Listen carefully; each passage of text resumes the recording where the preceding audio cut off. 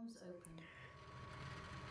Good greetings everybody, Rusty Dog here and welcome to Microsoft Flight Simulator, and in this video we're going to be taking a look at the newly released Weather Preset Pro from SoFly. Now you can buy this from SoFly or Orbix, so the links to both of those will be in the video description in case you're interested in what you're about to see. And the price is £4.99 or €5.49, or in dollars it would be $6.95, and in Australian dollars it would be $8.99. So yeah, it's a relatively small amount there. For that you get 40 different weather presets, and I'm going to try and run through them right now. We're going to take a look while we're on the ground so we can get an appreciation of how it's all changing, and then at some point we'll get in the air and we'll see how some of the conditions affect the aircraft. Now it also comes with a I think it's actually 22-page manual, and it also teaches you a little bit about METARs in case you need to decode those, so it maybe gives you a bit of understanding about the weather as well. So for full transparency here, I want to let you know that the developers of Weather Preset Pro, SoFly, have given me a copy, so I'm going to be reviewing this because they did that, but my opinions of course will be honest and true, and I don't think I'm not going to be displeased with this, because the weather system already in Flight Sim is, the engine itself is already really good, and what they've done is they've added 40 custom made presets. Now of course, as you know, you can make your own custom made presets as well, but what the developers have done here is they've managed to add things onto these presets that you can't do within the game, because if you're moving the sliders around on the weather presets, if we just take a quick look here, let me see if I can just get the menu in. So we're running in clear skies at the moment, but these presets, let's say precipitation, if you want to program one in, 10's your max. Okay, if you try plugging in, let's say 26, it goes to 10. You can't. But with the presets, they go beyond these numbers. So their presets do indeed do things that you can't do from within the sim. And as I said, there's 40 of them, and I do have some extra presets in anyway. So these are the ones. So we've got, you can see that they're prefixed with WPP, which is really handy because then you know which ones to pick from. Obviously, you have Weather Preset Pro here. So we're looking at Arctic Chill, Autumn Sun, Big and Bold. That's referring to the clouds. Blazing Sun, Blizzard, Breezy, Building Storms, Calm Winds, Coastal Winds, Cool and Crisp, Dense Clouds, Dense Fog, Desert Conditions, Drizzly Rain, Freezing Rain, Heavy Rain, High Level Clouds version 2, Hot and Humid, Humid Storms. Guys, hurricane conditions. You don't want to be in that. Jet Stream East, Light Fog, Light Rain, Low and Breezy, Low Level Clouds, Mid Level Clouds, Moderate Gusts, Moderate Rain, Morning Dew, Overcast V2, Sandstorm, Scattered Storms, Snow Flurry, I think that's a typo, I think that's meant to be double R, Snowstorm, Spring Showers, Spring Sunshine, Strong Gusts, Tropical Rays, Tropical Storm, and this one, I think I'm going to try this one out as well, Zero Visibility. I want to try that out at night, taking off with an Airbus. Oh boy. Yeah, so we're going to check these out. 40 presets, guys, you get for the money, and can't be too bad, really, can it? You know, a takeaway meal would cost you more than that. Okay, so it does not affect anything to do with your live weather. So nothing in the game gets affected because these are merely presets in the same way that the ones in the game are. So if you switch to broken clouds, they're just presets. You can go back to clear skies, nothing gets changed. So we are here in an airport in Norway. I believe this is the Sandane airport. It's not really going to make a difference because we could be in the Arctic Circle and still add desert heat. So it's not really going to make much of a difference where we are. So I'm going to put this window off the screen and I'm going to have it on my other monitor, and I will tell you which ones we're going to be going into as we do them. But I will bring the window on for a couple of them because I want you to see some of the settings here. Alright, so before we get started, I'm going to read out the description of Weather Preset Pro to you because I'm sure the developers do it better than I do. So, Weather Preset Pro adds over 40 custom-made presets that cover a wide range of weather types and scenarios. Many of the presets go beyond what can be achieved through the built-in system by adding even deeper snow layers, reduced visibility, and increasing the amount of precipitation. This enables users to experience much more realistic storm scenarios, opens up the possibilities for sandstorms, and also helps to reduce visibility for those Cat 3 approaches. Weather Preset Pro is perfect for those who are looking to recreate breathtaking weather conditions anywhere in the world, have a blizzard sweep across humid destinations, or a tropical storm take place in the heart of London. Sweep them off their feet. All of the changes can be made on the fly from within the simulator without the need for an additional application. Weather Preset Pro doesn't change or alter live weather and is aimed at those looking to have different weather types in their sim from the range we've included. Many of the presets included are custom made beyond what is possible using the inbuilt sliders, meaning conditions such as sandstorms, hurricanes and tropical storms are even more daunting and realistic. Now I can tell you I've already taken a look at the hurricane one, and I don't care what level of pilot you are, it's going to mess you up. You do not want to be messing with this. You don't want to be flying in this thing. Admittedly, I was in a light aircraft. We are in a light aircraft as well.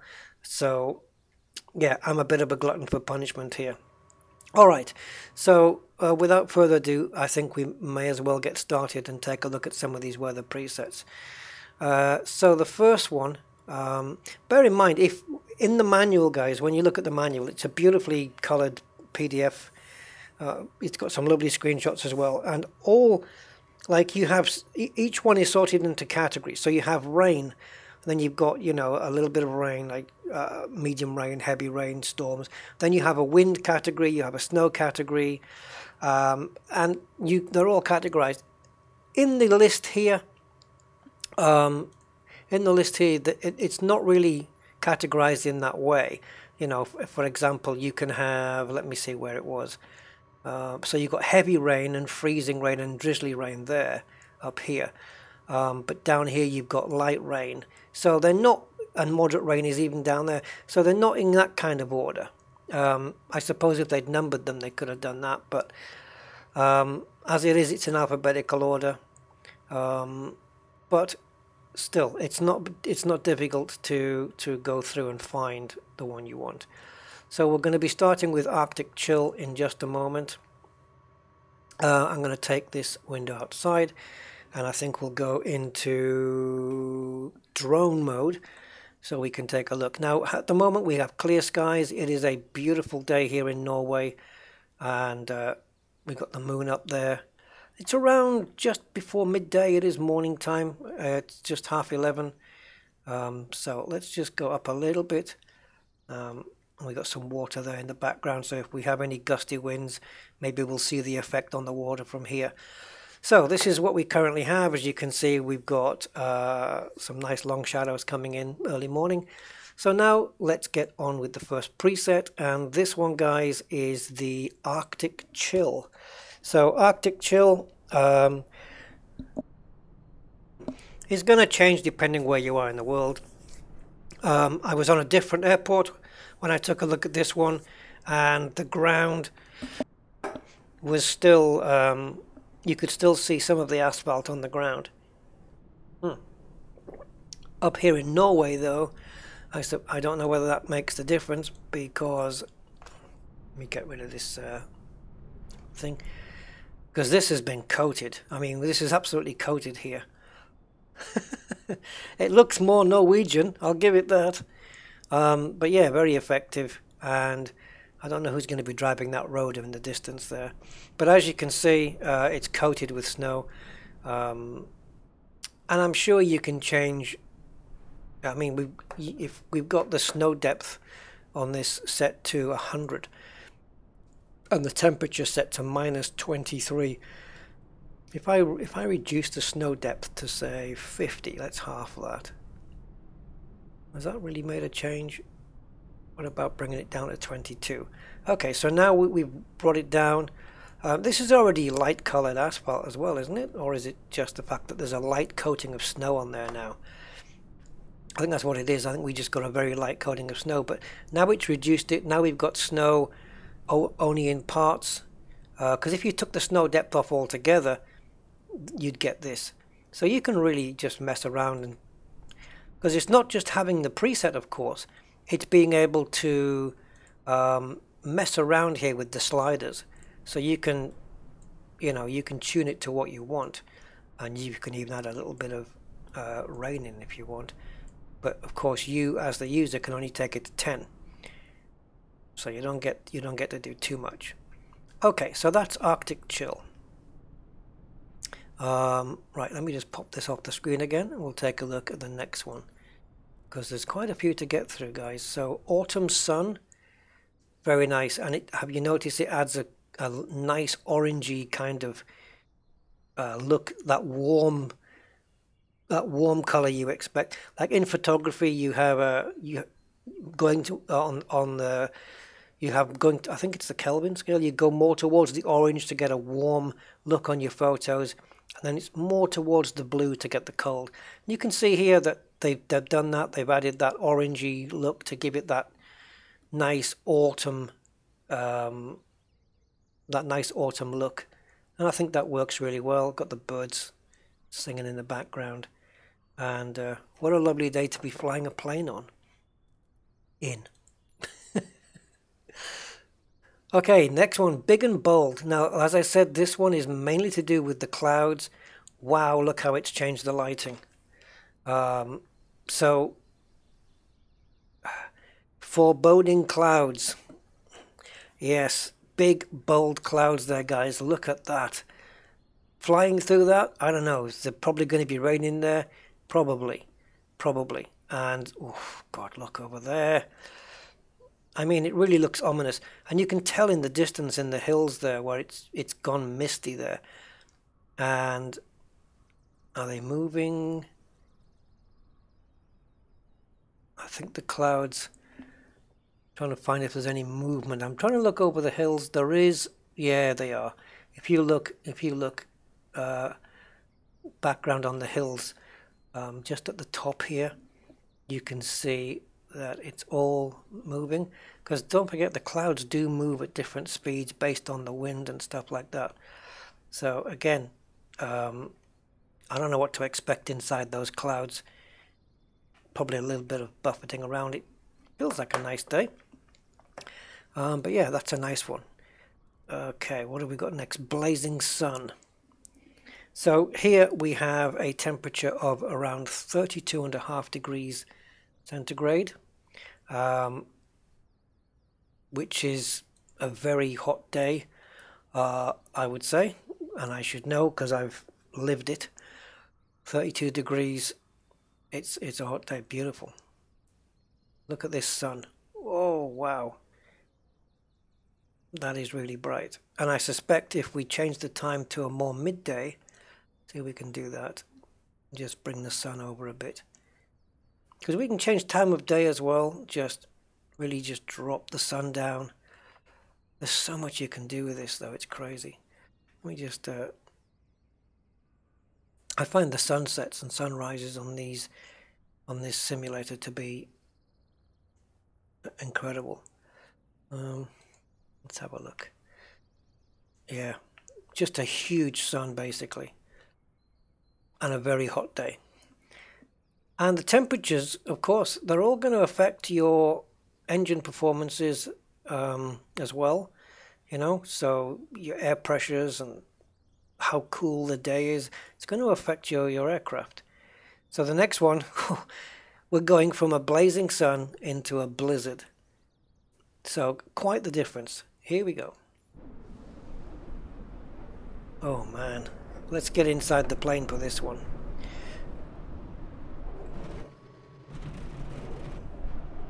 I'm just trying to figure out. Okay, we want to be.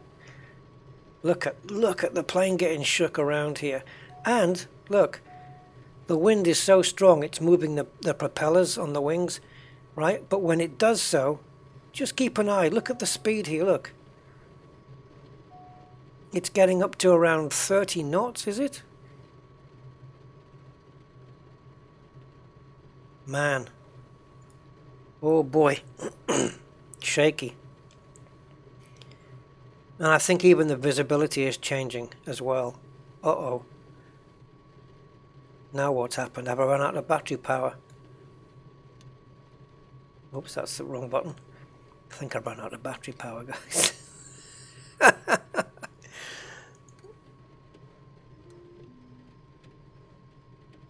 Yeah, not ideal, eh? I think I ran out of batteries. My thing's gone off. Alright, I'll correct that.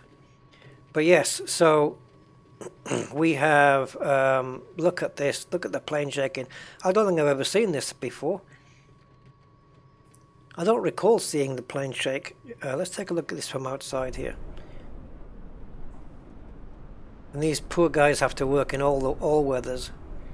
What a miserable day. Would you be allowed to take off on a day like this? Wow. So this is this is blizzard, and I certainly wouldn't want to be flying up in this, really. Okay, let me just reset the plane and then we'll take a look at the next one. Alright, plane's been reset, so we'll keep going until the battery runs out on this one as well. Okay, so after blizzard, we have, let's take a look at the next one, breezy. So, because it's just a breeze, I don't know how much we're going to visually see from this one. Just kind of looks like the normal day, but I'm assuming that the wind is slightly higher than it would normally be on a clear skies preset. And you're probably going to notice something like breezy when you're flying, more than you are on the ground anyway. It's certainly not enough wind power to turn the props, unlike the blizzard one. And there are other presets as well that can turn these props, especially the hurricane. I thought when I was going to put the hurricane one on that it was going to lift the plane off the ground, but it was spinning these props really, really quickly. So let's take a look at the next one. That was breezy. Let's go into building storms. So I expect we're just going to see clouds on the horizon, or at least above us here, with storms coming in. There we go. Now right now, guys, I am getting. I've just hit 80 frames per second, 85, 84. I'm assuming you just heard that thunder, right? Yeah, building storms for sure. 84 frames per second I'm getting from this view. Admittedly, there's not a lot. Ooh, oy, oy. There's not a lot on this view. That was some lightning there that we just got. So in this view here, frame rate is down to 74. I've got really good frame rates on this airport, and inside the cockpit where we've got the glass and stuff, we're looking at it's the same, guys. I'm into the 70s. I know you can't see it on the screen, but trust me. So these presets are really not harming, at least not this one with all the clouds and the storm. It's not harming the frame rates at all. If any of them drag my frame rate down, I'll let you know, but I'm in 79, 77, 75. I mean, that's even high for me. So I think it's just because we're at an airport that's kind of in the middle of nowhere and there's not that much scenery. So that's building storms, and that would be great to take off from here. It looks very safe to take off, but then you have to fly into it somewhere. So that would be quite interesting to do that. Next one, again, I don't know if we'll see this one. This one is called Calm Winds. And Calm Winds is, again, it's probably something you're not really going to see. But it's kind of like the Clear Skies, again, but maybe with a little bit more wind around the area. So it's a little bit of buffeting, maybe minor buffeting. I don't know, just another calm day. But again, if you don't want something so extreme. Then we have coastal winds. Now something's happened here. What's this? Low volts. Yes, I know, because my battery's running out. I know I could start the engine. Keep it going maybe. Put the alternator. Does that help by putting the alternator on? I really don't know. I have no idea, guys. I don't normally fly this plane, but we'll keep it going. I don't really need the avionics on, you know. I just want to see. I don't really need everything on. It's just wasting power there. Yeah, so coastal winds. I am assuming that these are just, you know, if you want to have a nice fly around coastal areas, you're going to be picking up a little bit of breeze around there. And I guess even if you're not flying around the coast, that you're going to be picking up some as well. So, yeah, a nice one. But I think it's one of those presets where you're going to have to be in the sky to appreciate it, because on the ground, some like the ones where the wind is involved, like breezy and stuff, coastal winds, it's not really something you can appreciate so much on the ground. Cool and crisp is the next one. So again, because we're in Norway, I don't know whether if we were in London or something, whether cool and crisp would give us snow. I guess there's one way to find out, isn't there? Let's transport to London in 3, 2, 1. Well, that's answered that one. Here we are at Gatwick Airport with the cool and crisp preset, and as you can see, it is snowy, but it somehow looks a little bit less than what we had before. Now I'm just going to take a look at Clear Skies by comparison, so you can just see you've got your comparison there. Is it me, or is this plane? Is my plane's wings really long? I hadn't noticed before. Yeah, so there's the Clear Skies, and then if we come back down to the cool and crisp, so yeah, it does put a nice coating of snow and stuff on there. Oh, I didn't realize the wings on this plane were so long and thin. Man. Okay. So, just getting back to the coastal winds here, looking at the manual, it actually says consistent strong winds for you to battle. Great for coastal flying. So, yeah, they are strong winds. But again, as I said, it's something you can't really appreciate while you're on the ground. So we should test these when we're up in the air. I'm not going to go through all of the ones when we get up in the air, because if you're going to buy this, guys, if you're interested in this, I want you to experience some of them yourself, and you know, although it's going to be different every time, to be fair. So the next one up, I suppose having the presets, I've just thought about this when I mentioned before about having them in alphabetical order. It makes a lot of sense because if you know you want a certain condition, like the desert one, you know instantly where to find it. You know, it's not like, you know, number 15 because it just happens to be one of the hot ones. You know where it's going to be. So if you want calm winds or something like that, you know to go to go to the seas. So it makes a lot of sense. So let's take a look at dense clouds next, and then we'll just flip this off the screen. Wow, those clouds look pretty good, and we have a couple of planes in the sky there, if you can see. Just where it says Red Hill on the right hand side bottom, I can see 3 planes in the sky.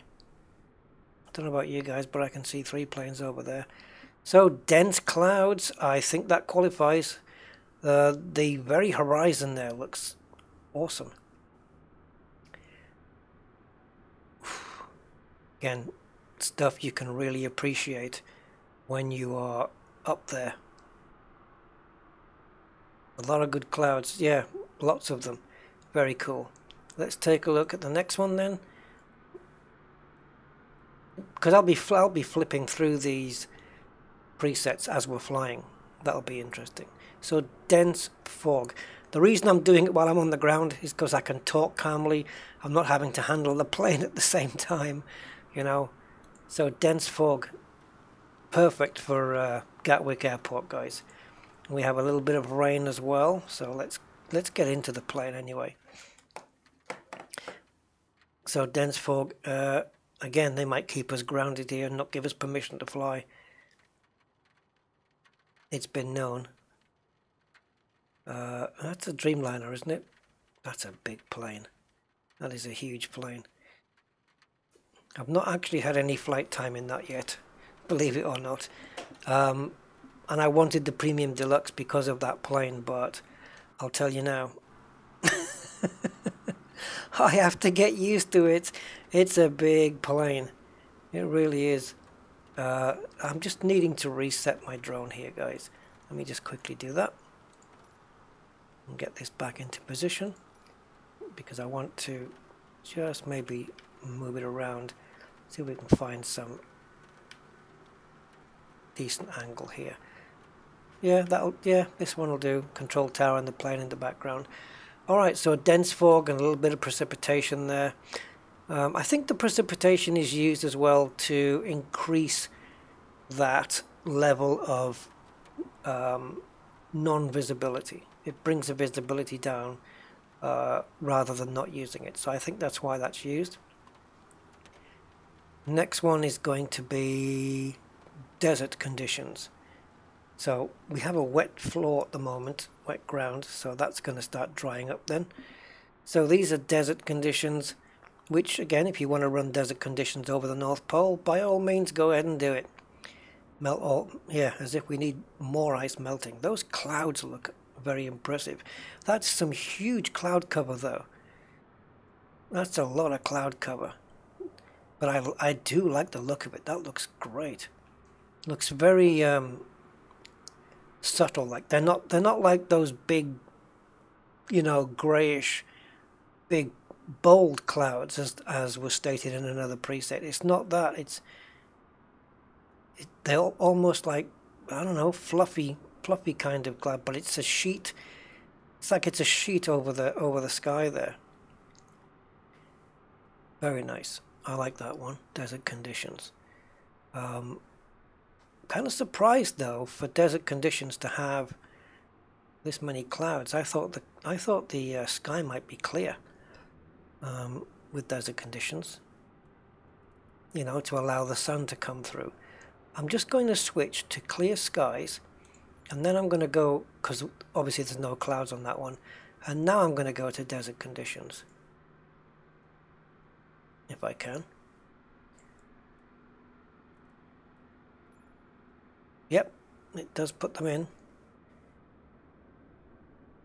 I have seen some shots of some hot places though, where you have this in the background, this kind of orangey, almost orangey color in the background because of the heat.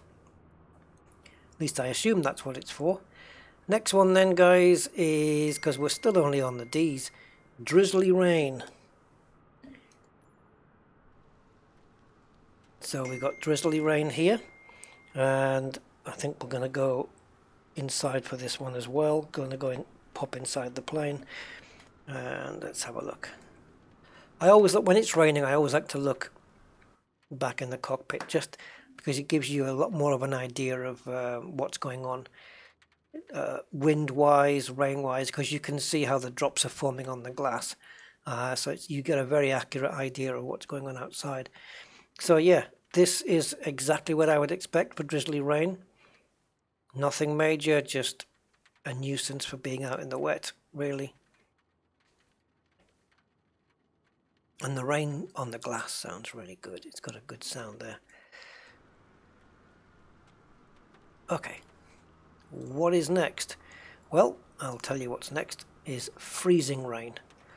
Don't like the sound of that. Never want to go out in freezing rain. Let's start this one from within the plane. Oh, no, I don't want to. I do not want to fly in this. So whether there's any wind involved, we're going to find out if the plane starts rocking. Because with the size of these wings, guys, any wind, you're going to see this plane rocking up and down, even if it's just a little. I wouldn't want to be that guy. But you see now the rain has got an actual direction it's coming in from.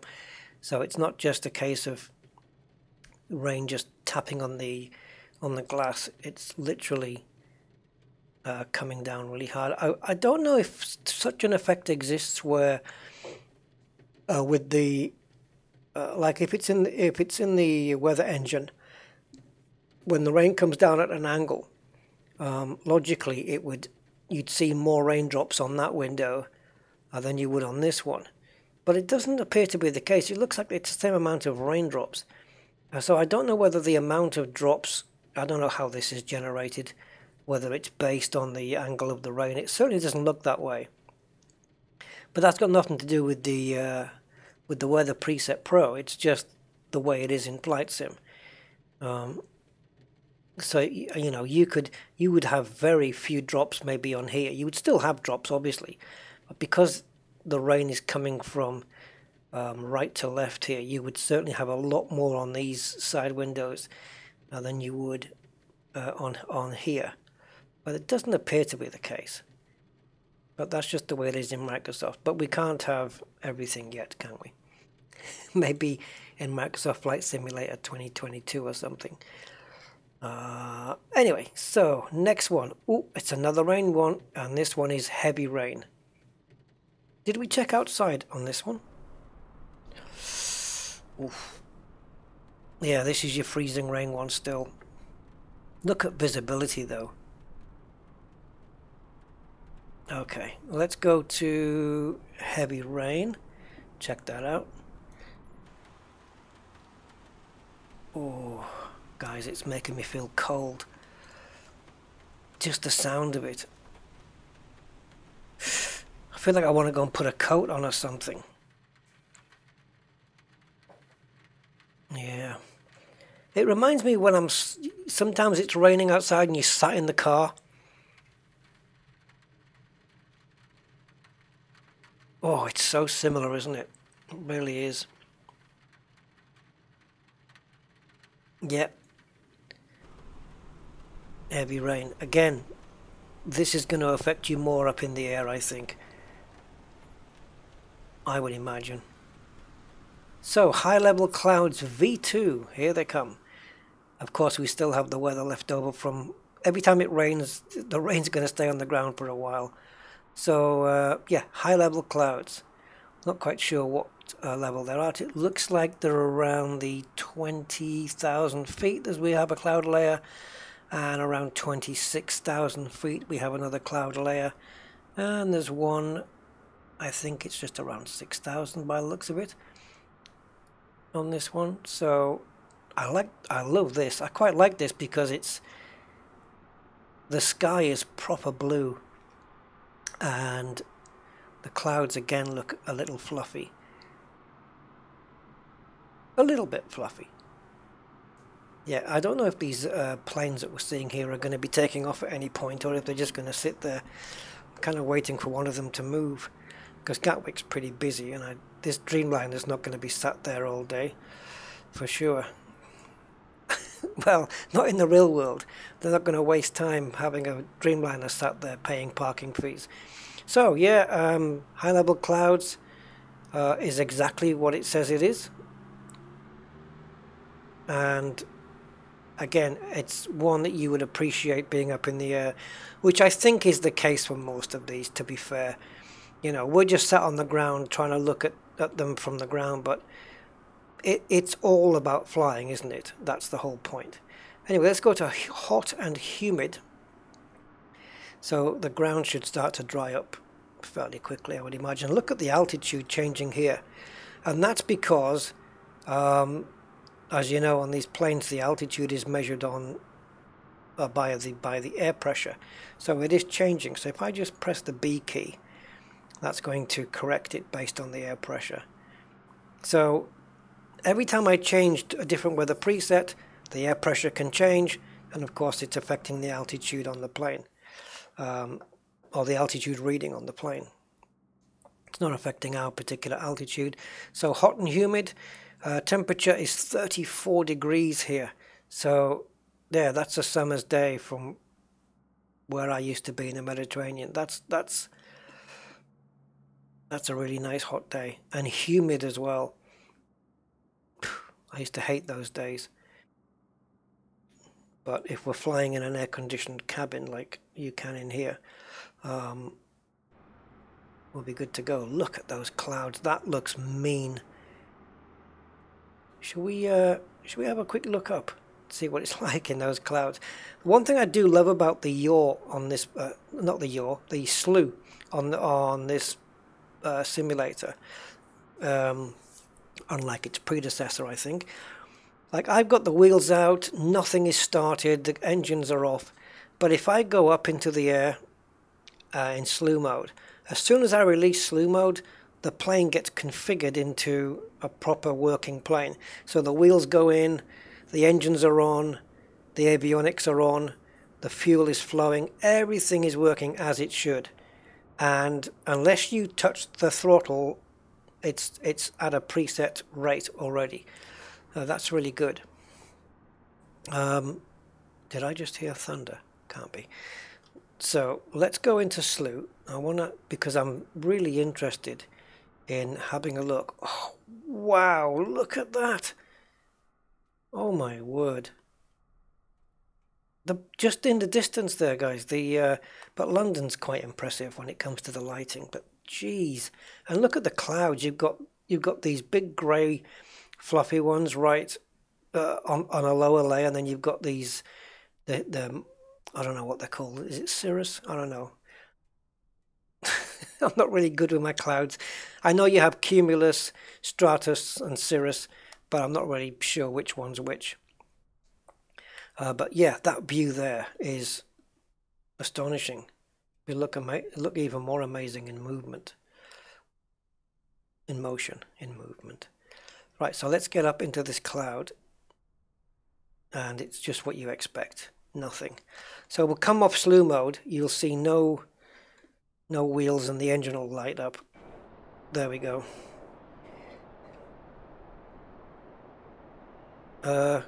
Guys, do we have engine?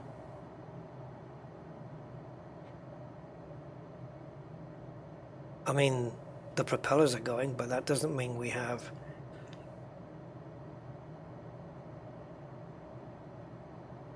I mean, I'm not hearing anything. I'm going to do an engine start. Oh, sugar. Normally, everything is powered up when you go into slew. Okay, it's working now. Yeah, I was just really curious to see what what it would be like up in this cloud. Let me just come down a little. So we're just going to be below it.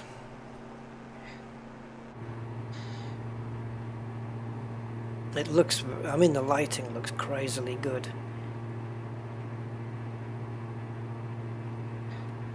Clouds look amazing. So yeah, just a reminder, this is the hot and humid setup, preset, sorry. Keeps whinging at me because I haven't put the pitot heat on, which I think is this, no, it's not that button. It's down here somewhere.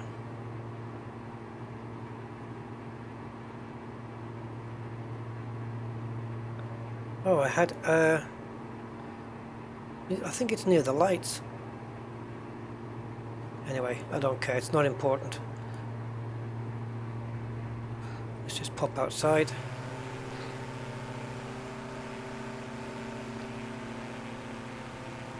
So that even in the hot and humid, which I wasn't really expecting the grey clouds, if I'm honest, but it, I mean, look at the visuals, jeez.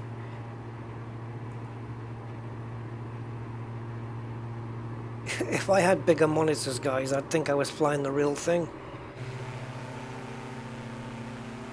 That's some of the most impressive lighting I've seen in the game, I have to say. The background, you know, just towards it, when I say the background, I'm talking about the horizon, you know, as far back as you can go.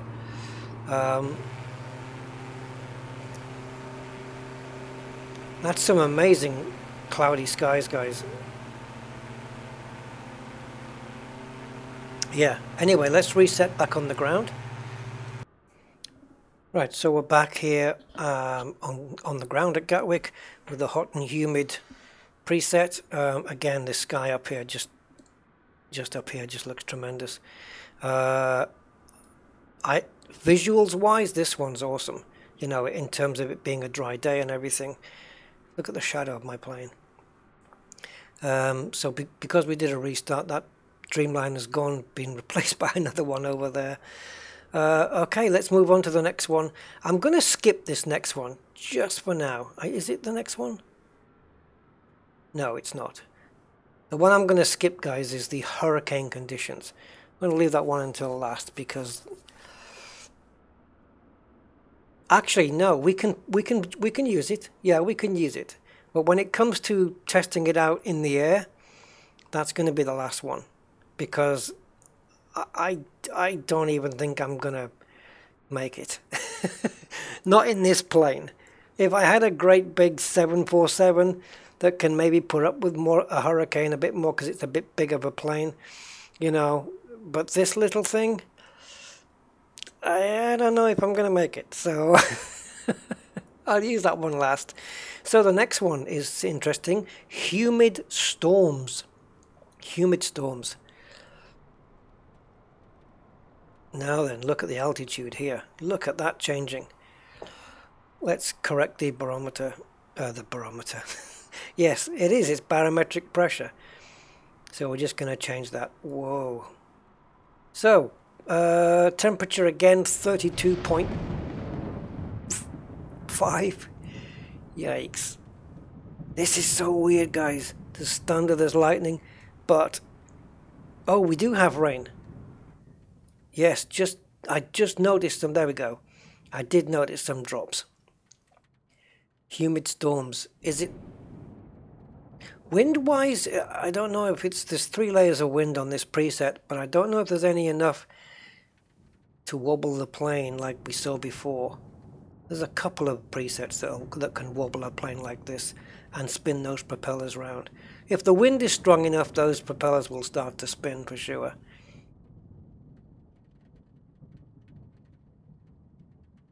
I think in version 1.9.3, the latest update, the Japan update, we did get some enhanced lightning. Because the lightning before especially the fork lightning, used to look so pixely. It was very, very pixely, almost like 8-bit graphics. But now it looks spot on. If you can catch one. Maybe we will. Maybe we will. Oh, the sound of that though. When you're in the air and you hear the thunder, man, oh yeah, loving that thunder.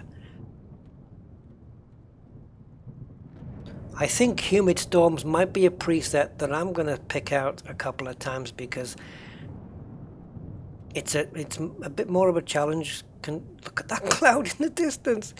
It's a bit more of a challenging condition, and just the sound of it, you know. Alright, next one is hurricane conditions. Right, I'm getting in the plane for this one. Not even my drone wants to be outside for this one. Hurricane, guys.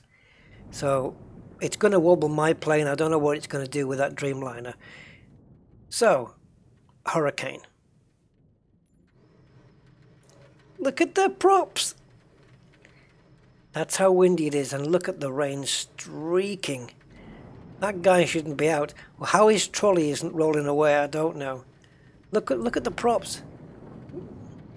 You see, if we had the avionics on it, you'd be able to tell what speed they were doing. Let's see if it'll tell us. Here, look. 30 knots. 40 knots worth of, and not only that, but I think we also have the propeller RPM needle. There you go. Look at the prop RPM. 280 it got up to there. Now they've stopped.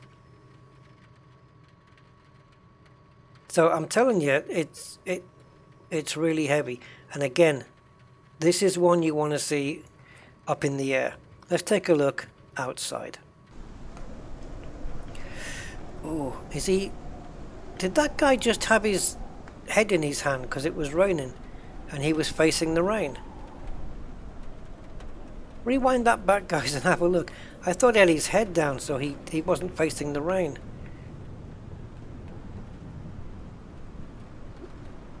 Look at the plane shaking here.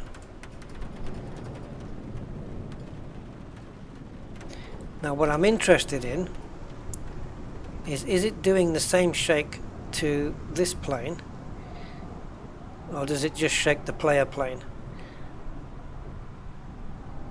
I would imagine it's just going to be affecting mine, because this is just like a low poly object, isn't it? I mean, you can tell it's low polygon for the AI stuff, so you know, you wouldn't really see the wings flexing on an AI Dreamliner either, which is probably a shame. Yeah, I mean, I think you would see a tiny bit of movement. If we were in a Dreamliner, I think you would see something.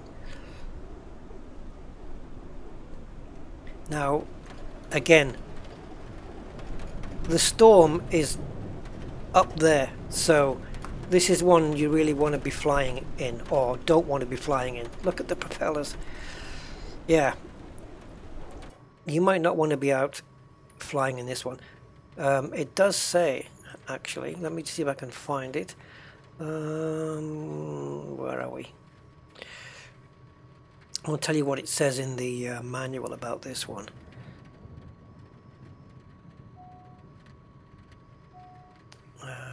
Just trying to find it, guys. Hurricane. So, very simple. Scary, strong, and crazy winds will test even the most skilled pilots. Now, I know you can get above. If you're flying around, I think it's about 36,000 feet. Not many planes can even get up there. You can go above it. You can get above this hurricane, but anything underneath that, well, you'll see. Let's switch from hurricane conditions then to jet stream east. Now again, we're going to be losing the batteries on this soon, on my plane. And frame rates here at Gatwick are in their 40s, 40 to 50. Oops. So which one have we got? Jetstream. Okay, I just want to find that in the manual. Give me 1 second, guys, while I find it. Right, so it says here, climb up to 36,000 feet to experience a powerful jet stream. So, a jet stream basically is a strong, narrow band of westerly wind in the upper atmosphere. So again, that's why they say 36,000 feet, so no use to us on the ground here. So by flying a jet in a jet stream with the aircraft traveling from west to east, it gets carried along by the tailwind, therefore saving the time and possibly even time and or fuel. So that's what that is. So you've got to have a plane that can hit 36,000 to start with. So you'll be looking at these jets. Obviously jet stream, it's in the title. And then if you're flying from west to east, you can get to 36,000, pick up on a jet stream and save yourself a little bit of fuel, because you have a tailwind pushing you, so you don't need all your power.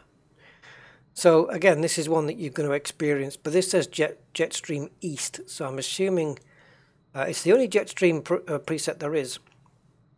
So I don't know whether that means it's east to west, because a jet stream generally is a westerly wind. So I'm not sure on that one. Alright, the next one then is light fog. And indeed, that is what this is. So I'm going to move to the next one, because we're still only on the L's. Light rain, which we kind of have now, really. So this is light rain, but obviously without the fog. The same as the, sorry, this, I meant to say that a different way. Same as the light fog, but without the fog. It's just the rain. And sometimes it's nice to just see the rain on your windshield as you're flying, but depending on the speed you're going, I suppose. But maybe you don't want to have it affecting you on your flight too much. So maybe that would be a good preset for you. I'd probably choose a moderate rain personally. So here we have low and breezy. So low, I think, is referring to the clouds, and wow, they do look low. So low and breezy. Again, it needs to be experienced up in the air. And you can hear the wind though.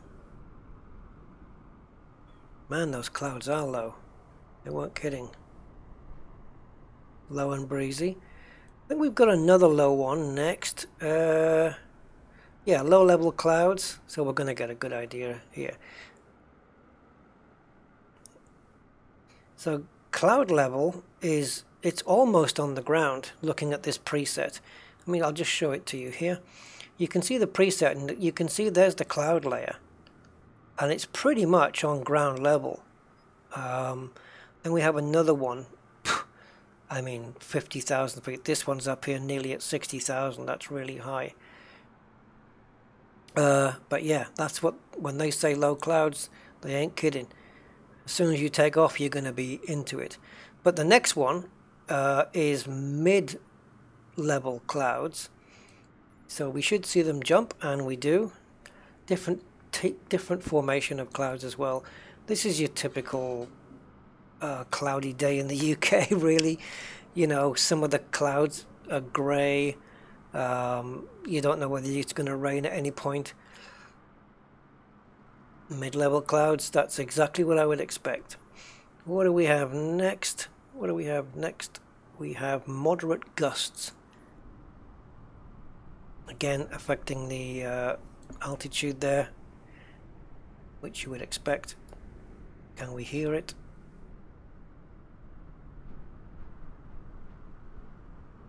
You can hear it. I'm going to turn the volume up, see if you guys can pick this up a bit better.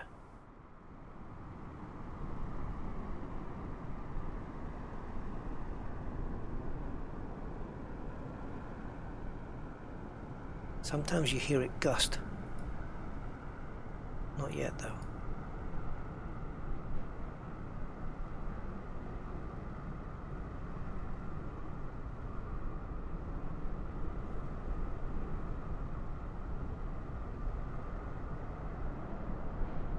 Oh, a little bit there. Yeah, so there are times when you can hear it gusting. Just when you turn the volume up, it decides not to do it so much. I like the fact that it's changeable though. I had a preset on earlier, and there was a small aircraft, I don't know, about say 50 meters in front of me, and behind him there was two big jets, and I could barely see the jets, and then suddenly I couldn't see them at all, and then the visibility changed and I could see everything, and then suddenly I couldn't see them, and I thought, wow, I can see the small plane and I know there's two commercial jets behind him and I can't see them, and it was bizarre. Moderate rain now, guys. God, how it changes the sky as well, though. It's not just the rain, is it? We've got a plane there taking off, or yep, taking off. It's just the dramatic difference in the sky there. Let's just have a quick. I'm not going to fly it. I'm just going to slew it up and down again. I want to see what kind of altitude we need to be at to get above this. Are we allowed to? No, we're not allowed to move the camera. Whoa, there you go. Oh man. Oh, I'd love to fly inside here. Look at this, like almost like tunnels you can aim for. I don't want to fly in it because I want to get back onto the ground, but because I can just, from here, I can just slew straight down and get back on the ground. Oh, it's too late, isn't it? I don't even think my engines are going to come on. No. I thought they did. I thought that it would power itself on.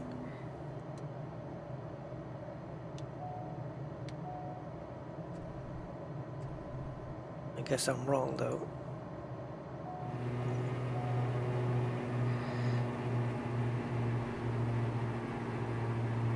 What a tremendous view of the clouds here are incredible.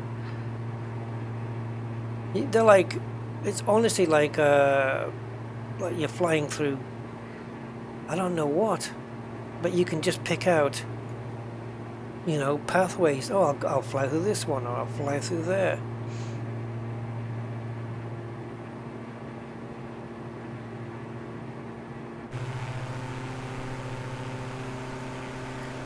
Let's have a look around us.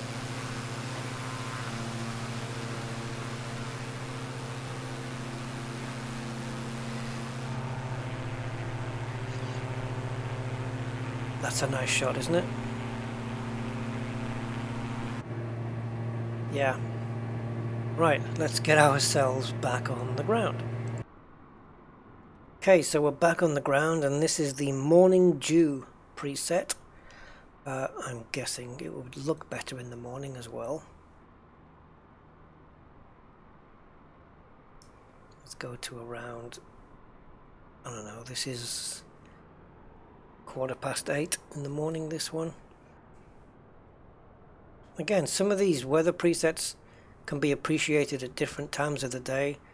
You know, it's not just the fact that I've been using midday as a you know, as my default time. You can use this at different times, and it's all going to look different again.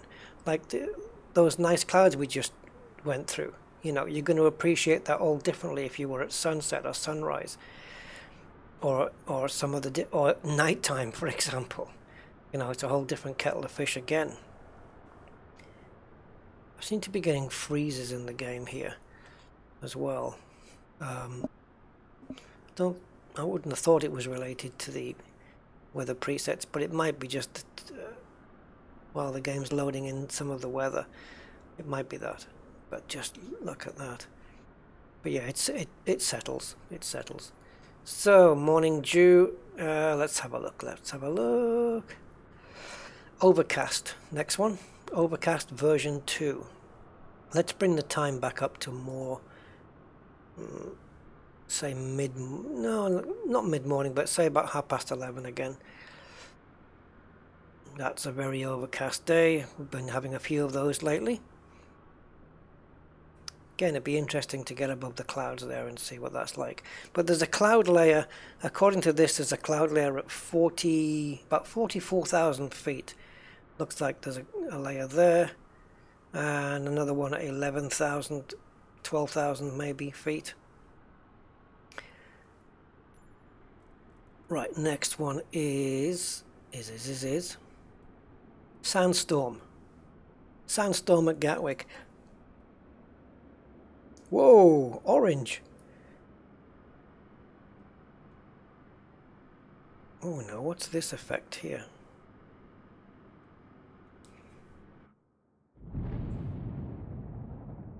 That is sand, isn't it? But is it? Or is it just a graphic thing? Yeah. I don't know why sometimes I've noticed this, that my mouse pointer seems to change to this double arrow, and I don't know why. I don't know if it's to do with me changing the camera. I keep getting this from time to time. Wow. I guess this one you have to appreciate this one in the air as well. Very cool. I love the colors though. It's very different. Whoa, man. That is very feels like I should be in, I don't know, flying near the Sahara or something like that. Or Egypt. I don't know. I don't... Ooh. Sandstorm, eh? Interesting to see how that one's going to affect visibility. Scattered storms up next, guys. Here it comes. You see, just needs to generate the weather, so there is a little bit of a delay, but it's nothing major. There we go. Oh my god, those clouds look ominous.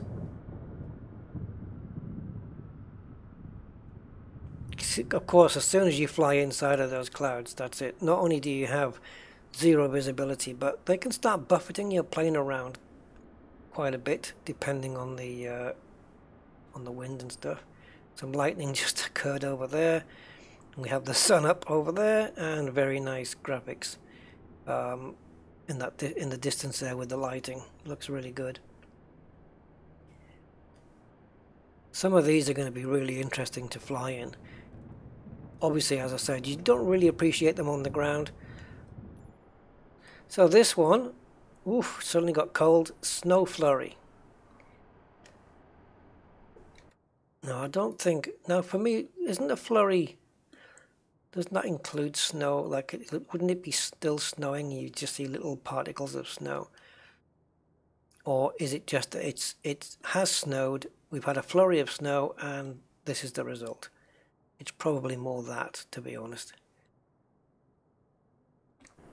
But yeah, let me go into drone mode. But yeah, the world just turns white, and this is what you end up with. And somehow we're still expected to find the runway. Thankfully, I have those blue markers to help me out. I haven't really flown in the snow yet either. That's something something else I have to check off on my list. Oh, wrong one. I said check off on my list, and then I clicked on the checklist. Typical how my brain works. So, after snow flurry, we have snowstorm. I think you get a lot for your £5 here, guys, to be fair. So, snowstorm. Let's have a look. Which mode am I in? Okay, drone. So, snowstorm. Again, storm-wise, as it's a stormy preset, you're going to want to be up in the air for this one. And we will be. Don't worry. Going to be interesting. I'd probably want to be on autopilot for some of these, because handling the plane while I'm switching weathers. So spring showers next up. Oh, so let's change. I'm going to change the month to spring because it makes sense. So I always like to choose April because of the song, April Showers. Don't know how much it makes a difference in the sim. Now you see we've got that little freeze there. It's just frozen. I guess it's working out the difference between October and April. Oh, so over there we have nice clear skies, as you would expect on a spring day, but not so much over there. That's a whole different ball game over there. So I don't know whether the shower is moving away from us. It looks like it is. It looks like the blue skies are coming towards us, so the rain might actually ease off later on. That's what it looks like, but who knows? We're not going to find out either, because we have to move on to spring sunshine now. From spring showers to spring sunshine. So this literally is when the sun comes out after that storm clears, and we have a nice spring looking day. That nice more paler blue sky you see in the background because of the light scattering there. Lovely. That glint on the wing. Okay, spring sunshine. How many more do we have? We have strong gusts. Right, are we going to be in the plane for this one? Probably. Probably. Let's go that one. Strong gusts. Now, is it strong enough to turn that prop? I don't know. Is it strong enough to rock the plane? I don't know. We'll have to wait. You don't necessarily get the... You know, it's variable. As you saw in the previous preset, the propeller will spin, then it'll stop, then it'll spin again, then it'll stop, then it'll spin. But these, like if you look at it here, we're on the ground, but you've got wind layers higher up, going up to 10,000 feet here. So I'm going to say that you need to get up into this kind of into this kind of altitude before you can start really experiencing what strong gusts are. So I think as we change preset, if we do get one that has wind or rain and they have a well, cloud layers, I would say, forget rain, but cloud layers and wind where you can actually apply layers, we'll see if we can bring the plane into those layers so that we can get the best experience of each one. Okay, let's move on to the next one then, because again, being on the ground not really doing it for us. So the next one is tropical rays. So this is one to be a nice one to be flying, say if you're flying in the Bahamas, or even, I don't know, some of those nice places that have got clear or very light blue turquoisey water. Yeah, Maldives, those kind of places. Stick on the tropical rays preset and have a fly around there. That looks like it'll be just the job for that. And in case you're wondering, the temperature is set to 31 Celsius. Again, you can play with that temperature if you want. You can go up a little bit or come down to whatever you want it to be. But the next one, next to tropical rays, no prizes for guessing, tropical storm. Oh, things have changed a little now. This is when you want to pack your suitcase and leave the Bahamas and go somewhere else. Oh, I like this one. Visibility is low. I can still see that plane back there, but not much beyond it. There's a building, but not much beyond it. And it is absolutely caning it down. Look at the streaks on the windows. I mean, it gives you an idea of the wind direction, doesn't it? It's coming straight at us, pretty much. Do we have wipers on this thing?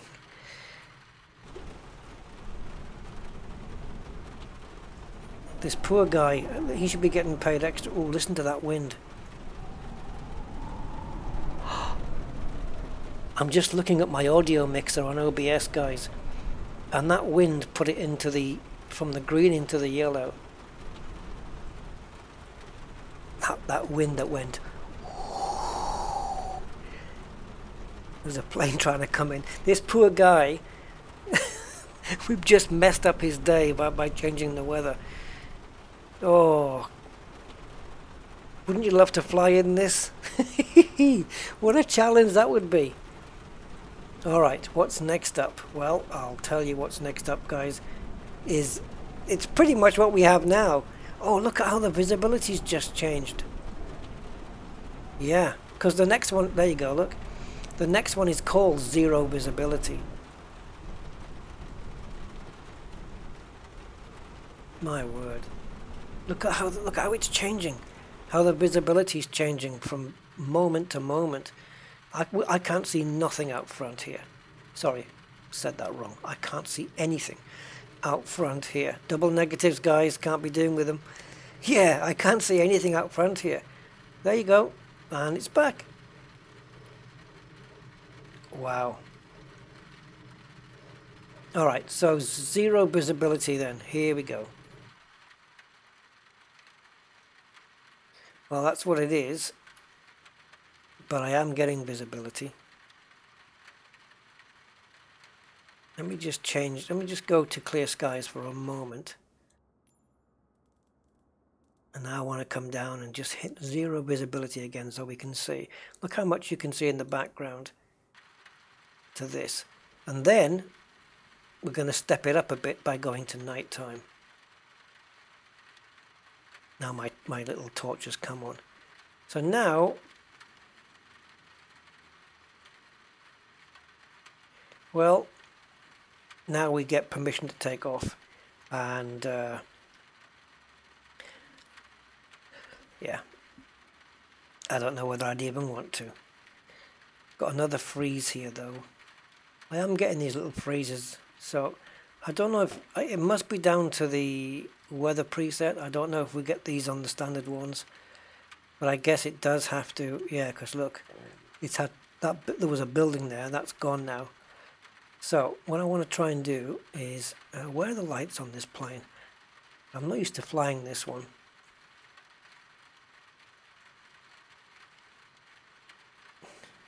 So we got the master there, the avionics master, the pitot heat there, and then we've got the splinter cell lights. Now where's like the lights I'm looking for, guys? I should have picked a plane that I know better.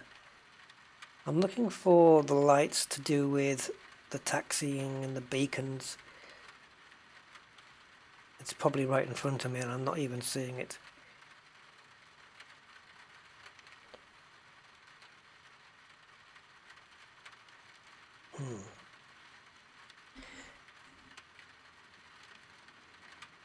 Oh, that's pedal adjustment. What's that green one? Oxygen. Guys, what am I missing here? Is it down here? Auxiliary pump, fuel control.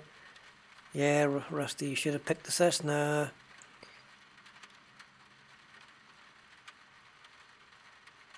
Oh, here we go. Alright, so we have the lights up here. Okay, so let's pop the main battery on.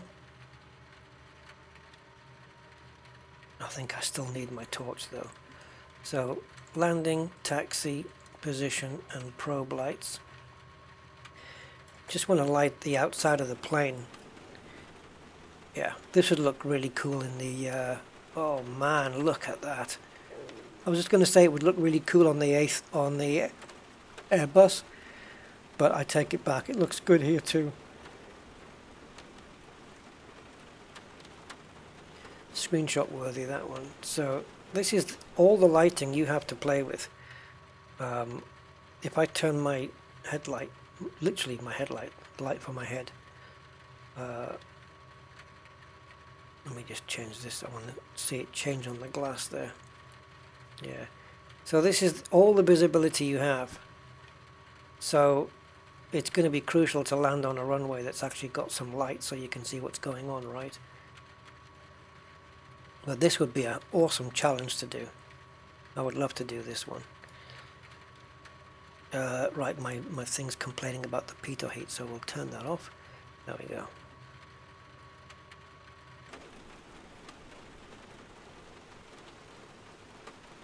The volumetric lighting there just looks incredible. And even still, I'm pushing between 30 and 36 frames per second now. building's looking weird in the background. I don't know why it's doing that. That's a Microsoft thing though. But that's some impressive lighting. Yeah, when you can see the actual light rays like this, that's called volumetric lights. So that is all of the presets, guys. At least that's all of them while you're on the ground. So let's get to clear skies and we'll get this thing in the air. Or shall we pick a different plane? No, we'll take this one, I suppose. I just picked this one so I didn't pick the Cessna 172, so it would be a bit different. So from here then, I think it's probably a good idea to just well, I was going to suggest that I'm just going to yaw it up in the air, but I think what I'll do is we'll get the plane started first, I think. No, I don't know whether you're supposed to put these on or even if you can. You'll notice I haven't got the dialogues popping up, but if I hold down the Alt key, then they do, and they pop up even smaller. Oh, that's in up. Okay, so I'm going to put that one on as well, that one on as well, that one on as well. Start the two engines. Fuel pump. Fuel pump. I don't want to run out.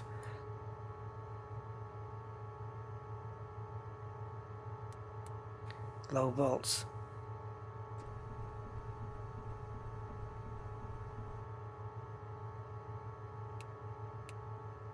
Uh-oh.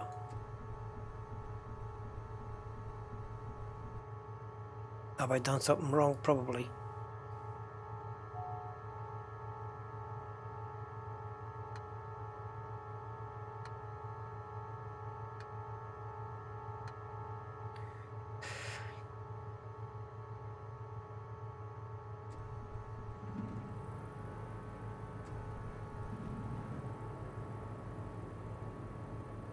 Kind of helps if you have the fuel flow turned on, right? Okay, so using the thingy mode, slew mode, let's get ourselves up to around, what should we say, 10,000. Some of the weather effects you need to be a little bit higher up, a bit higher altitude. But for now, we'll see where we are. So, clear skies, we'll just give ourselves a little bit of a better view. And let's start with, I'm going to be not using autopilot by the looks of it, Arctic chill. Oof. Yeah, autopilot doesn't sometimes like when you change presets. Now we are going to get this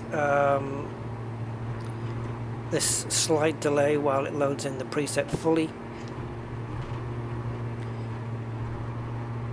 I think you can appreciate this from on the ground. It looks, look, the whole ground just looks like broken ice. But I am getting buffeted round a little bit. I can probably bring my prop speed down as well.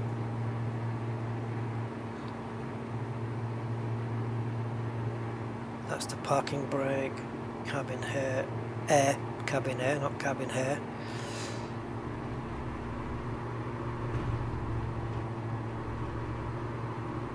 I mean, look at my speed. Jeez. And I am throttling back.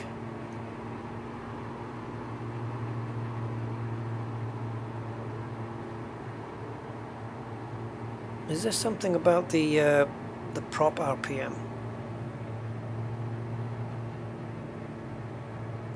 Well, whatever, doesn't matter. I'm not going to mess with that. This is all about the weather.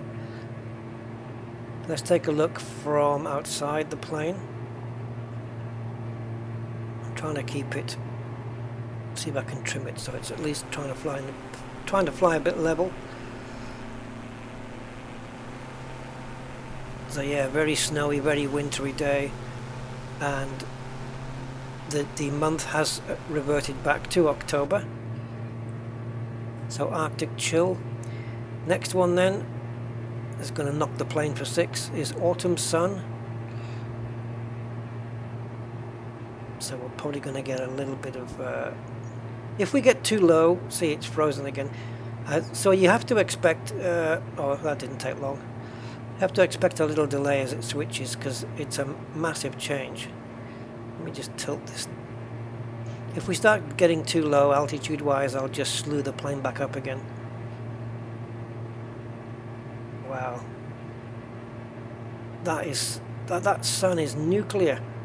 It looks like there's a nuclear blast going off, but the colouring here, like that browny orangey kind of look is really good. That's tremendous. Let's have a look outside on this one. Probably should straighten the plane up here. It's okay, it's fairly early morning-ish. It's 10:30 in the morning, so that would explain why the sun is sitting so low. See if we can get a little bit of height, at least something.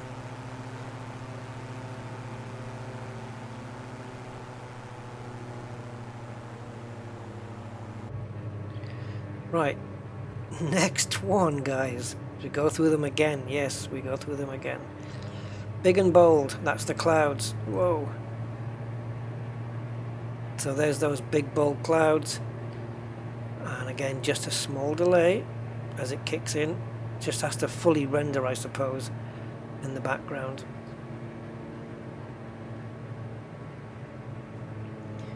It has to probably plug in figures and calculate stuff and God knows what. So I think what we need to do for this one is to slew the plane to be in, maybe get ourselves in the clouds perhaps, or at least somewhere where we can appreciate them. So if we go here and just push ourselves, I don't want to quite go in them. There we go, that'll do.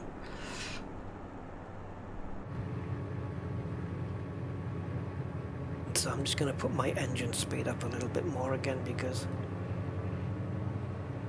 I always like to have too much engine power over too little. Definitely. So big and bold clouds gives you, well, as you can see, gives you some big and bold clouds. And now you're flying on instruments because that's all you have. Let me just reset my view because I feel like I'm a bit skewed.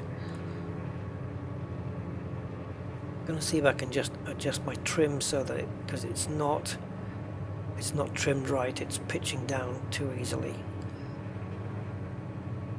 The pitch trim I have on my joystick is very, very slow moving and sensitive though. But if I want to dial it out big time, I'm going to have to use, does it have the wheel? There it does. That'll do it a lot faster. And then if I want to just slightly tweak it, I can do it. Oh, we got a break in the clouds there, look. We can actually head for that. Very nice. It's kind of like what you see in a, you know, in video footage out of a real plane, isn't it, when the clouds kind of break like that.